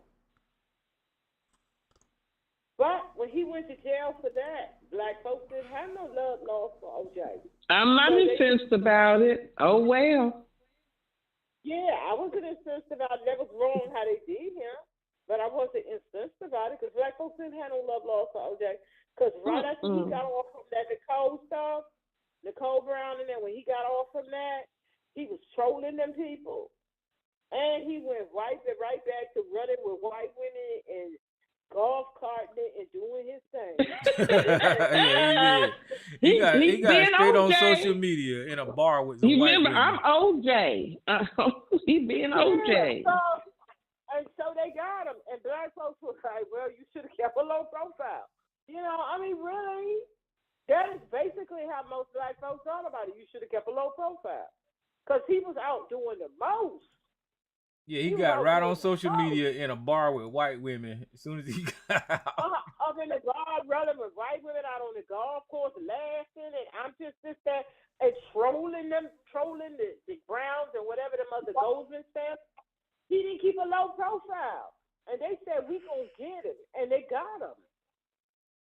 He was supposed to keep a low profile. So, I mean, you know. OJ forgot that he was a black man. Yeah, you can run up and down the field with a football. Whoop-de-doo. But you still a black man in America. And he didn't want to believe he was. It was unfortunate. I mean, he should have just took them cheating and just went on about his business and moved on instead of, you know, I know a couple of y'all don't believe that he did it, but he should have just moved on, you know. It kept a low profile, Tyrone. Yeah. Kept a low profile, but he didn't do that. He was giving because his arrogance got him in trouble. His arrogance and ego got him in trouble. And he couldn't do that. And what's that movie? The white folks was like, I'm going to get you, sucker. Remember that movie, I'm going to get you, sucker? And they got him. Because he didn't keep a low profile. And when he got, did black folks carry on? No, because they didn't have no love lost to him. You should have kept a low profile. That was wrong, but you should have kept a low profile. I mean, how you gonna be out here trolling the family? No, Ronnie King don't do that. Ronnie King won his lawsuit too, and he ended up dead. Really? So he drowned in the pool. So once you get out of it, if you make it through the system, and they don't like it, you're gonna always be a target. And OJ ain't gonna be the first one, and he ain't not gonna be the last one. Not gonna be the last. So I mean, you supposed to pick them off by the way they want to be. And some people join along with it and help them with the conversation about what they're doing. Just push it on down the road with them and help along because it's happening. Because people don't care for Farrakhan either.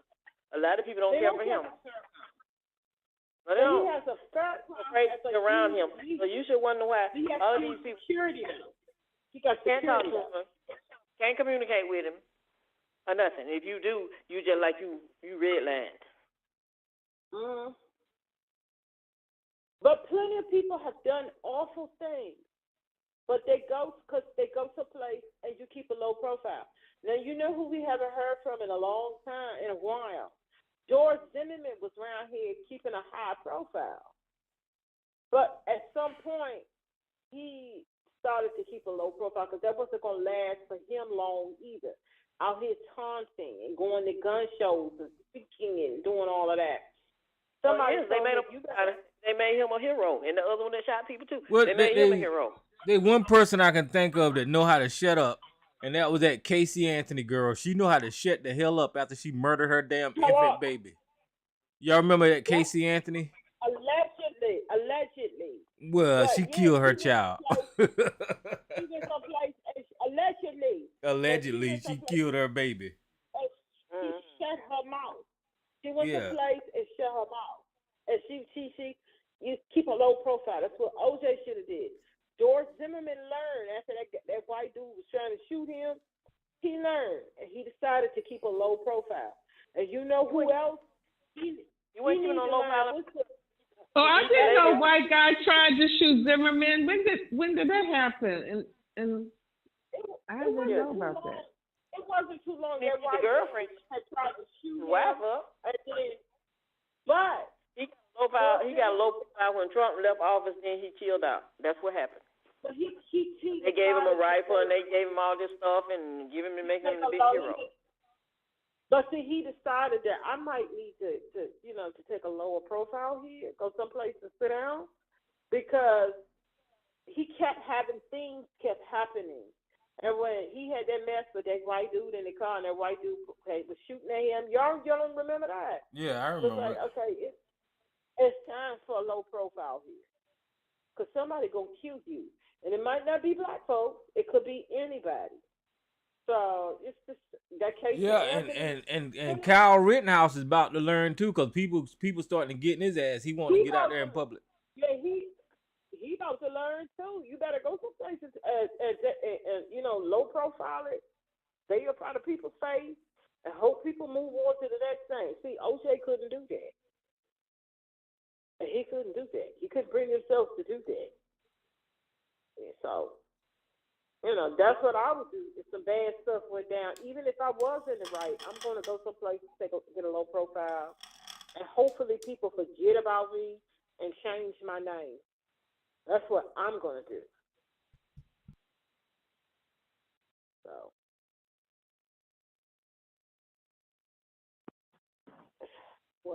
That's what everybody. And when the white police officer, the girl who shot the black guy, she could be getting out pretty soon. Y'all know who I'm talking about? The black dude, she went into the wrong apartment and shot him. Oh, you talking about the one that? Oh, what about her? She's gonna be getting out pretty soon too, because she didn't have no long. Her sentence wasn't that long, so she's gonna be getting out pretty soon. Her sentence wasn't that long. She's going to be paroling probably at any time. You're going to hear about her paroling. She's another one need to go take a low pro. Just go someplace, change your name, and hope people forget about you. That's always the best course. not out to the golf course, not out giving interviews, not out trolling the family, not out with 2 and 3 white women on your arm. That ain't how you do that. That's what OJ did. The girl that killed him. The girl that killed her mother, and she said her mother was doing all this stuff to her, and they let her out of prison, and they were going to marry something. Yeah, she was making a hero out of her. I don't think nobody will do anything to her though.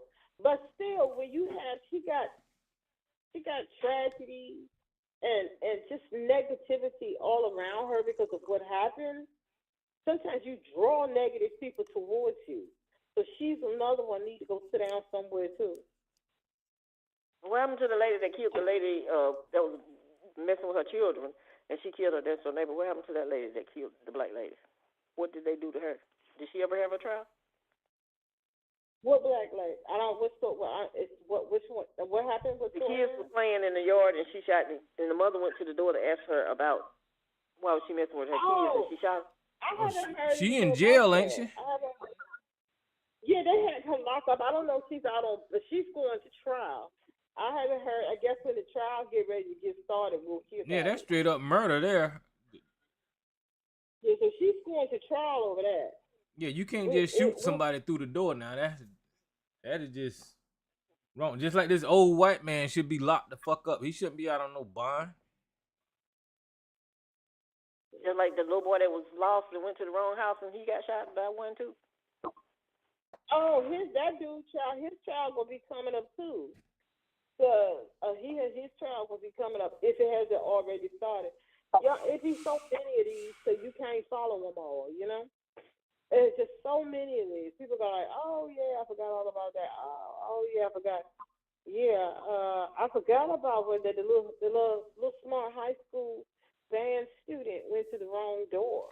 Yeah, that guy, his child will be coming up soon too, unless he took a plea deal and we just didn't hear about it. So it's so many of these. Okay. So many of these awful things. They put it, but I haven't seen what the lady that got shot by the one that you was looking at. Why didn't it make it on the news? I mean, unless you live in the state, but other than all of they pick up everything else when they show every day. It's starting to make the rounds. It's starting to make the rounds now. People are really just finding out about the reason why probably is they probably calling that station and telling them to do something about it because the little area probably don't care. Yes, but people started getting loud.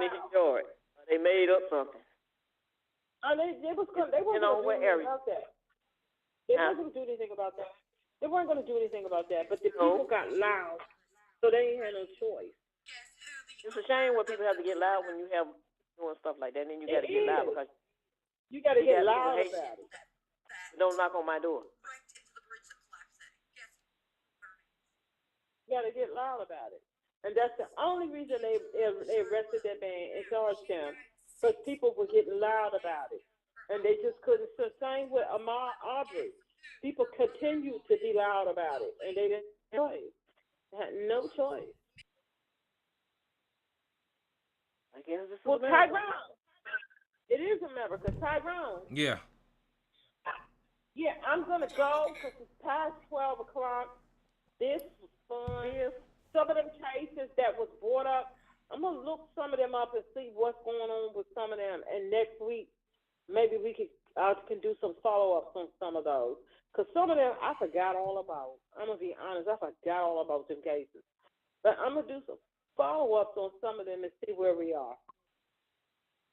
Okay. Yeah, I'm about to get off here too, y'all. So I'm going to open up the line, guys. And YouTube, if y'all want to call in, just call into the show. We didn't have that screaming Biddy on here tonight, so that's a good thing.